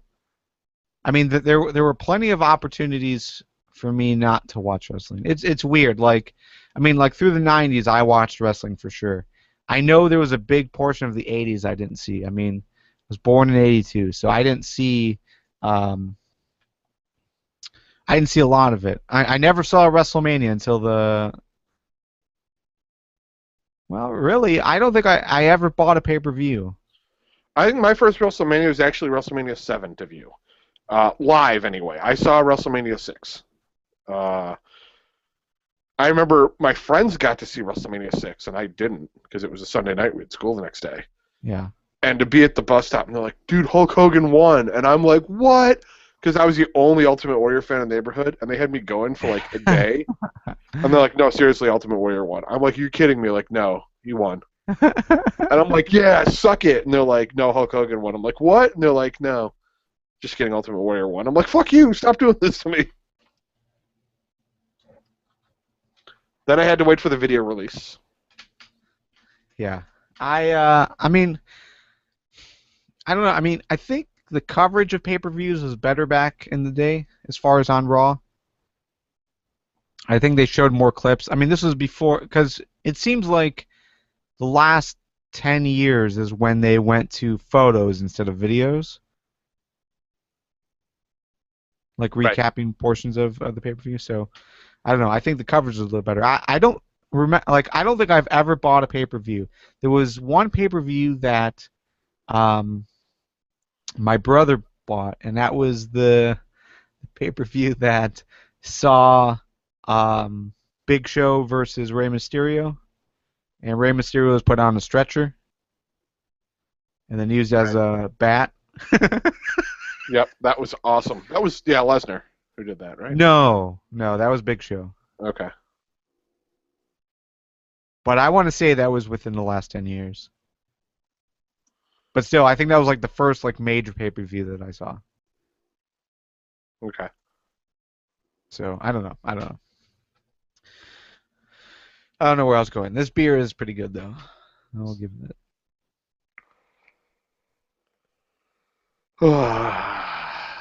How So much time we got? we've got another 3 minutes. So you're going to see relatives today. Yes, I have a cousin who's in town because he's trying out for the Detroit Tigers. Oh yeah, yeah, yeah. And then, but I'm not going to see him. He's going to kind of spend his day prepping and resting and making sure he's, with jet lag and all that, that he's ready for the thing tomorrow. But I'm going to see his mother, who's my godmother, and she's going to be at my parents' house. So I'm going to go over there a little bit later. Okay.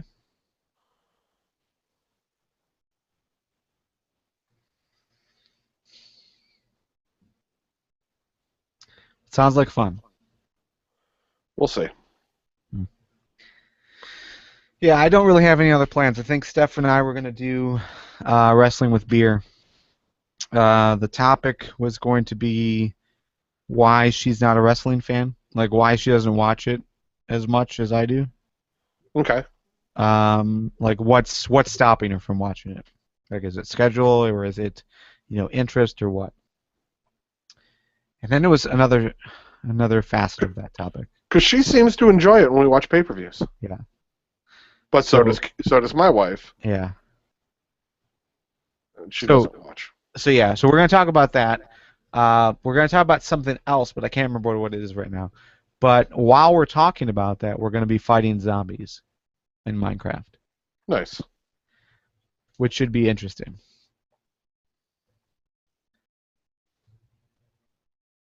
Yeah, I definitely could see that. Yeah. So I think it'll be a nice topic to have. I'm pretty sure a lot of our listeners that have a wife or a girlfriend could probably relate to having a significant other that doesn't necessarily watch wrestling all the time. And I mean, with you and I mean, we do the podcast, so I mean, we're generally selling wrestling. We're saying that it's worth watching, but right. For some reason they don't.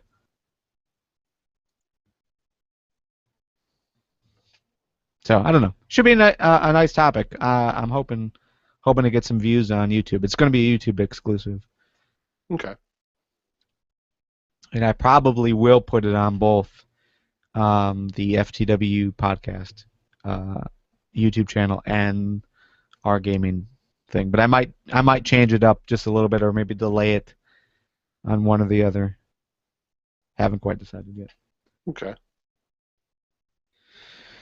All right, we've got a minute. Okay. So. Anything else you want to talk about before our final thoughts as far as like that last topic? Do you want to rehash anything? Nope. I don't think so. Okay. So this next segment should be pretty short. Yeah.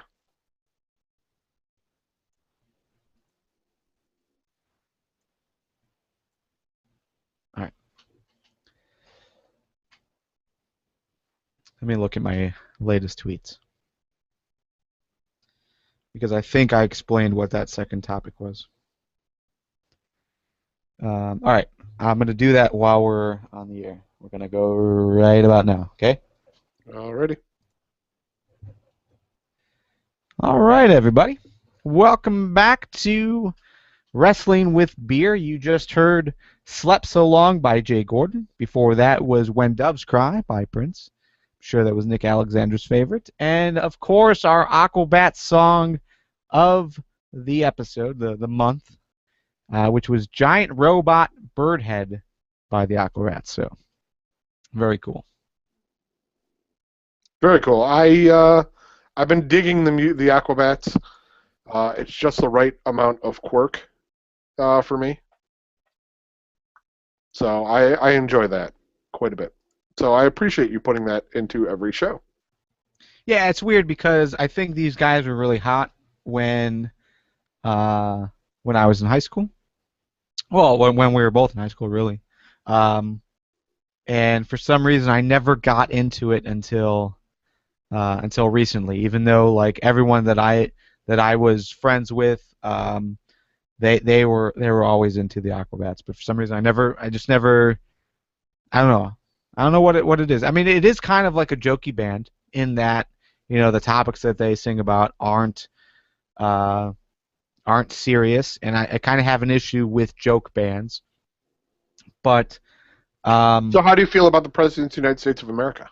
Well, it's the same thing. Like the President of the United States of America, I have some issues with it. Like I just don't get into it because I know they're pushing the content that they're pushing. The same thing for Jack Black.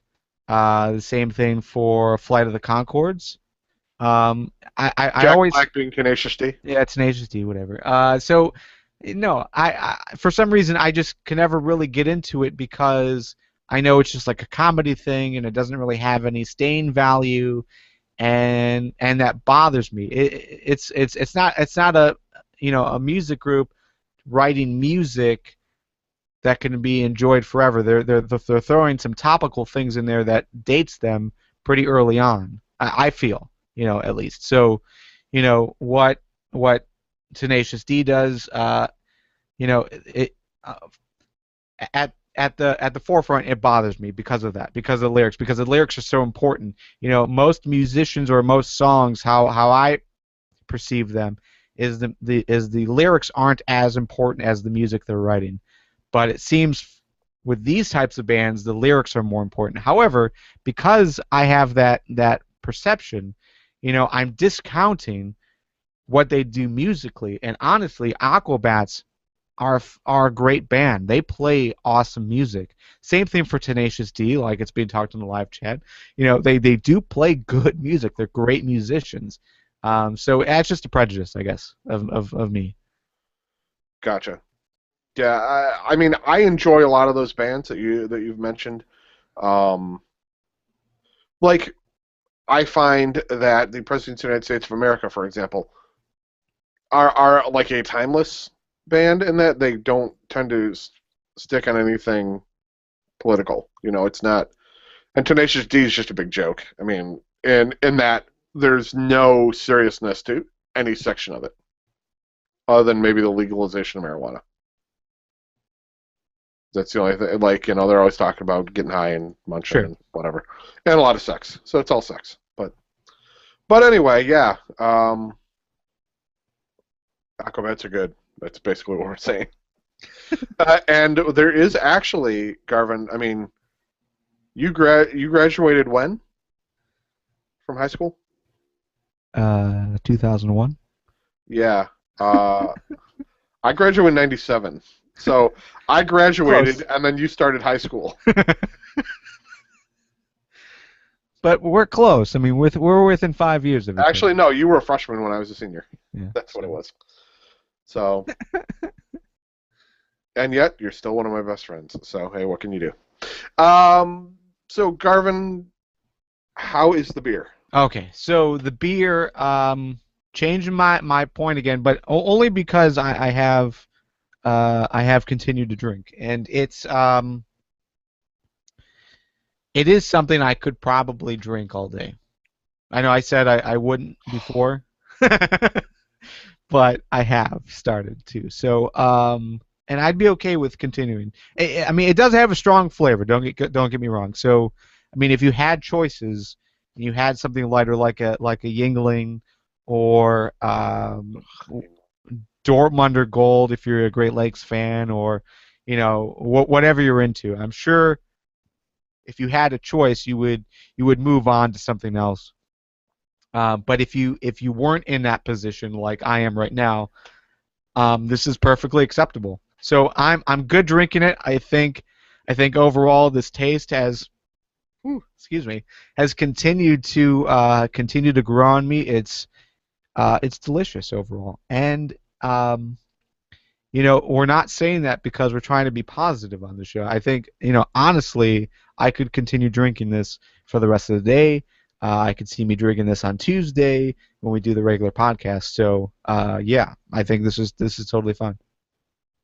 Yeah, it's a beer. Yeah, this is a beer that I could drink for a good chunk of the day. Mix this between like a Hefeweizen or some other type of wheat, and I think I'd be set for like a weekend. Yeah. Would I tend to lean toward the other way? Yeah, just because I've been enjoying the heck out of wheat beers lately. And as you can see by the beers that I'm brewing, I'm brewing lighter beers for the summer. Yeah. Really should have started doing them a little earlier in the year, but so that I would have them now. It's not summer yet though, so you still got time. I know, but I still have another. I'm going to transfer it to another 2 to 3 weeks in the secondary. Then I bottle, and I'm keeping them bottled for about 3 weeks. That's a month and a half. That puts me in the middle of July. I want June, July, August, my friend. June, July, August. Yeah, that is a bit rough. I mean, the first day of summer is June 21st, generally speaking. So Right. But it's just one of those things, man. You want to have your beer ready. I don't follow the beer calendar on my fridge. I've got a magnet that says brew this beer at this month and drink it at this month. hmm And I don't follow that because, well, the wife don't let me brew in the house.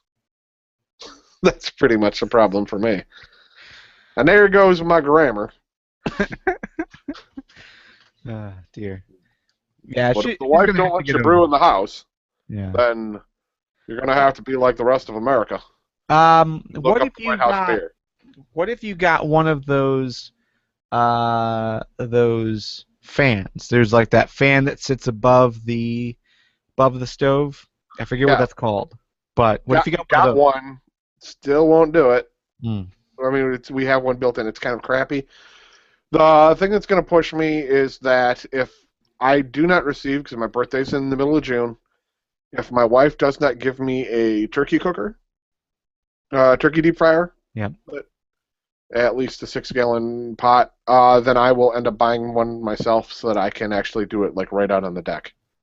Uh, and it actually can brew a lot quicker because you have a little more. You've got the higher temp Yep. to deal with. You can get your stuff up to a boil a lot quicker. Instead of doing it the way I've been doing it in the garage, I could do it right out in the open, and that would be really cool. So I could do that right outside the back door, and that smell is not overtaking the house too much. Yeah, and And if it's in the winter, man, I can throw that pot down on the ground, pack it around with some snow and ice, and chill that some bitch sideways. it's really not that bad as far as prices go. I mean, as far as those outdoor turkey cookers or turkey fryers, They're under uh, $100 yeah, with pot. they're generally speaking they're 100. They're under 100. Yeah, for sure.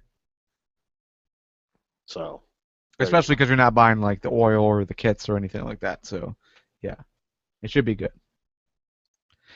But overall, the beer, I think the it was like a 93 rating from uh, the Beer Advocate Bros and a 91 for Beer Advocate as far as their rating goes. I think that's totally deserved. This is a wonderful, wonderful beer. Yeah, this is a solid beer.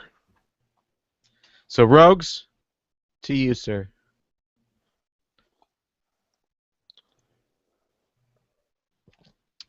All right. So let's jump into some final thoughts. Yes, Uh, sir. Let's do that. um, Final thoughts. I do want to say, while generally speaking, it's hip to disagree with Vince Russo. I for the most part agree with what he's saying. Especially with the idea of what made the Attitude Era work. The Attitude Era worked because it pointed specifically at one demographic, and I fit into that at time. In the live chat, Robert Carmichael, he fit directly into that at the time. So that demographic, and that was cool. It was cool to be a part of that. It was cool to experience that. I doubt we'll ever get back into that. It's not PG era. It's not because we went to a 3-hour Raw. It's it's because what Vince is saying. WWE wants to be everything to everyone, and unfortunately, that means Raw, half of Raw, most of us are not going to like it, and that's just as it's a shame, but that's just how it's going to be, and that's okay. Again, I have no problem saying I liked X, Y, and Z, but I didn't like these other things, but I didn't really pay attention to those other things anyways because I knew I wasn't going to like it. So, to me, that's okay. It's okay. 3 hours of programming. If I liked an hour and a half of it, I think that's okay. I'm okay with that. Yeah, I agree with you. They're not target. They're targeting so much more now. So it's not just that one demographic that's just rapidly spending money. Yeah, and we can totally harp on it like everyone else does. We can We harp could. on the fact that you know bloggers and other podcasts are basically calling WWE out consistently and every single week for being shit. And really, we could totally jump on that bandwagon because that's easy. But really, there are good things that are happening. We talk about it each and every week on Tuesdays. There are things that we are enjoying, and that's cool. I mean, we as wrestling fans that have been wrestling fans since the '80s, like Joe and I, like Greg 406 North Lane on Twitter. I mean, we experienced the best that was with Hogan versus Warrior, or anything else that happened in the '80s plus the '90s with the Attitude era and that whole build up into the aggression era. I mean, we've seen some good things. There are still good things to see. Just we need to realize that that the entire show is not aimed at us specifically, and go from there. And I'm fine with accepting that. So, Joe, do you have any media picks or other final thoughts outside of what we had talked about today? Media picks? Wow. Somebody did a weird cut of like a Stephanie like the Daniel Bryan Triple H promo thing that was going around, and it was just like where they edited all this stuff in, so it sounds like she's talking about dick, and then like people's heads like would all of a sudden change to like they'd show a picture of Daniel Bryan, and it all of a sudden turned to like Batista or something like that. It was like really weird and trippy. Somebody posted that in our Facebook page, and I really wish I knew. I could remember who it was, because it was hilarious. Yeah, I'll throw that in the show notes. I don't remember who either posted that, but it was a Stephanie and Triple H promo specifically. Yeah. I mean, they were talking about Daniel Bryan, but that's who was on. Yeah, another thing that I really liked was NXT TakeOver. Wow, yeah. Yeah, I mean, we'll probably talk about that on the regular show, but damn, that it was a great supercard. Then you add in the humorous Stone Cold Alicia Fox Titantron video. That was hilarious. Yeah, I posted that one. I wish that was legit. Yeah, that I enjoyed that. Like, I am really liking the Alicia Fox character, so I can't wait. Real quick shout out, Martin. Martin was the guy who posted the video of Triple H and Stephanie that mixed up promo. So we'll throw that in the show notes. We'll throw the Alicia Fox intro theme, which is mishmashed with Stone Cold. I think that was awesome too. So yeah, and one other thing, they're gonna throw this one out. It was posted while we were doing the show last week or this past week, I believe.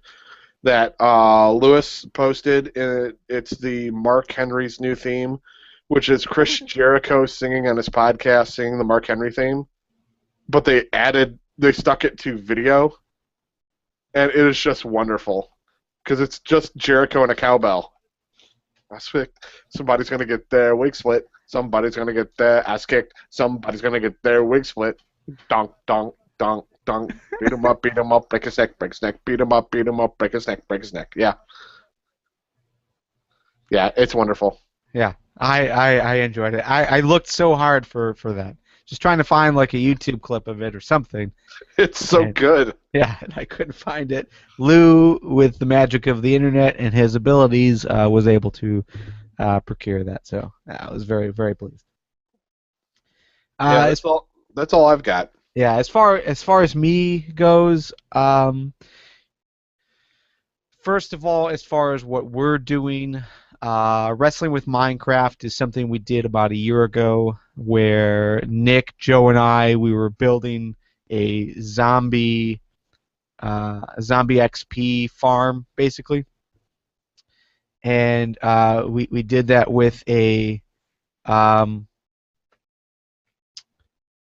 with some wrestling topics. So we talked wrestling while we built it, and it was a lot of fun. And I thought we got some generally good feedback, but it was pretty difficult to put together because like at that point, we realized it was hard to talk about something while playing Minecraft. But a year later, most of us are better Yeah. suited for it. We kind of understand how to do everything and kind of juggle those two separate things together. So we're going to bring that back. The first episode will probably be released either this week or next week. It's going to be myself and my wife, who's on Twitter at Heavy D is Hungry. We are going to talk about basically why she is not as big of a wrestling fan as I am. You know, this is something that Joe and I talked about during the break on YouTube, if you're watching that. But yeah, just basically, you know, we both watch wrestling. We both talk about wrestling every Tuesday. Wrestling is a big part of our lives, but we have these wives who, generally speaking, enjoy wrestling when they watch it, but won't necessarily make the time to watch it as consistently as we do. So, Damn it, wives. yeah. So just kind of getting like an idea of why. Is it a schedule thing? Is it an interest thing? And I know a lot of people can probably relate to that. You know, you're a wrestling fan, but your significant other is not. Why? What's causing it? So we're going to kind of talk about that, all while playing. It's a map called Cabin Fever, which is a movie that came out within the last couple of years, and it's basically like a people versus zombie type thing where there's just waves and waves upon zombies. So Minecraft map basically takes that aspect of it, and every you basically you start the map, and a wave of 20 zombies come at you, and you have to kill them, and then you have to click a button to start the next wave. So every 3-4 minutes, a new wave of zombies come at you. Each wave is much more zombies, so 20, 40, 60, 80, that sort of thing. So it should be a lot of fun. It should be fun in that we're going to be talking about wrestling, but we're also going to be trying to work together to fight zombies. So that's the first episode. The next episode is going to be the same setup, but I think we're going to be talking with Juliet Danielle, who is a listener. She's also part of the ftwcraft.org team as far as the Minecraft team goes, and so she's going to be coming over and playing some Minecraft with us, talking wrestling, and it should be a lot of fun. So very hectic for sure. But Very much. that's my media pick as far as what we're doing. Outside of what we're doing, if you're looking for something to watch on Netflix, may I recommend to you Columbo. For some reason, I knew what you were going to say, but I was expecting you to say Geraldo. No, Columbo. Heavy D is Hungry on Twitter. That's my wife. I think we can be honest and say that out loud finally on the podcast. But she live tweets Murder She Wrote and other murder mystery type series on Mondays while we're live tweeting Raw. So I know quite a few of you are aware and have seen that. But she's really big on the murder mysteries. I've never really gotten into it, but my first step into it was Columbo, and I can safely say it's a really good show. Yeah, it's a wonderful show if you're like 60. No, I'm kidding. I'm just saying my grandparents would always be watching those types of shows. Right. They were good back in the day, and if you get into your father Dowling mysteries, then you get my wife all excited because her dad used to watch that all the time. Yeah, I mean, I love that show, and I'm like, it's fucking the dad from Happy Days. He's not a priest. He had sex. It's an old show. I mean, like Columbo specifically. It started in the '60s.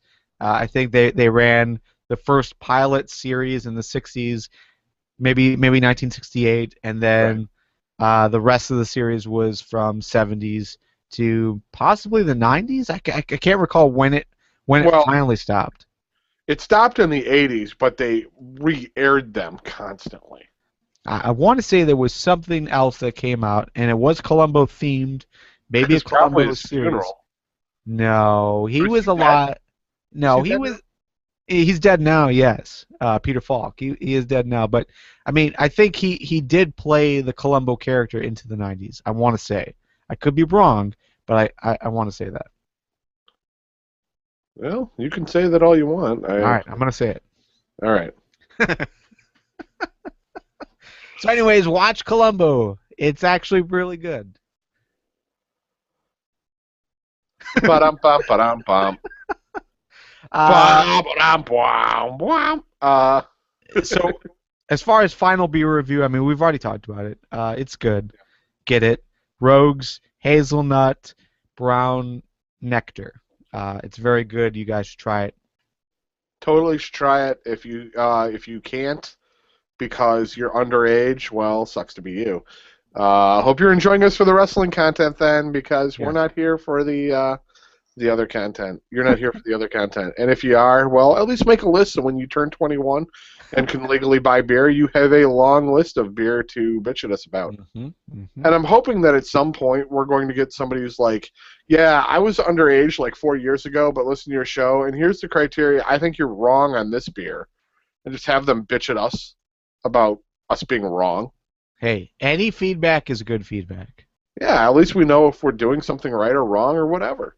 But, yeah, that is the show. Go check out ftwpodcast.com for more information about us and how to get involved in the future.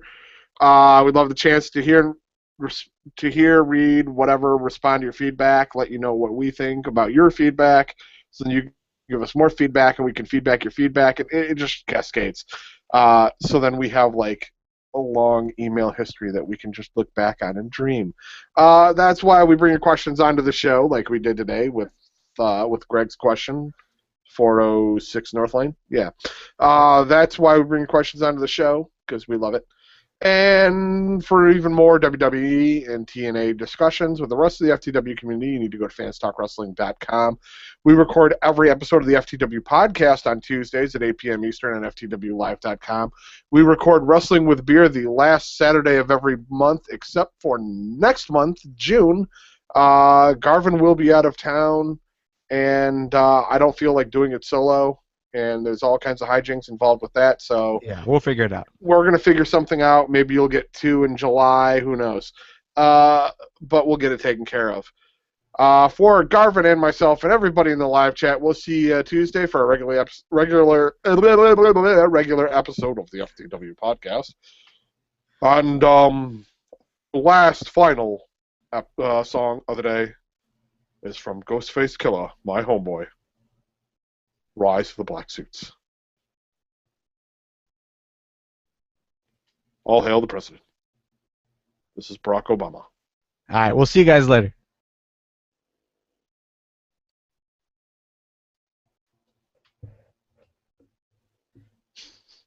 Bye, everyone on YouTube. Peace out, fuckers. FTWpodcast.com. You can listen to all the, music and stuff.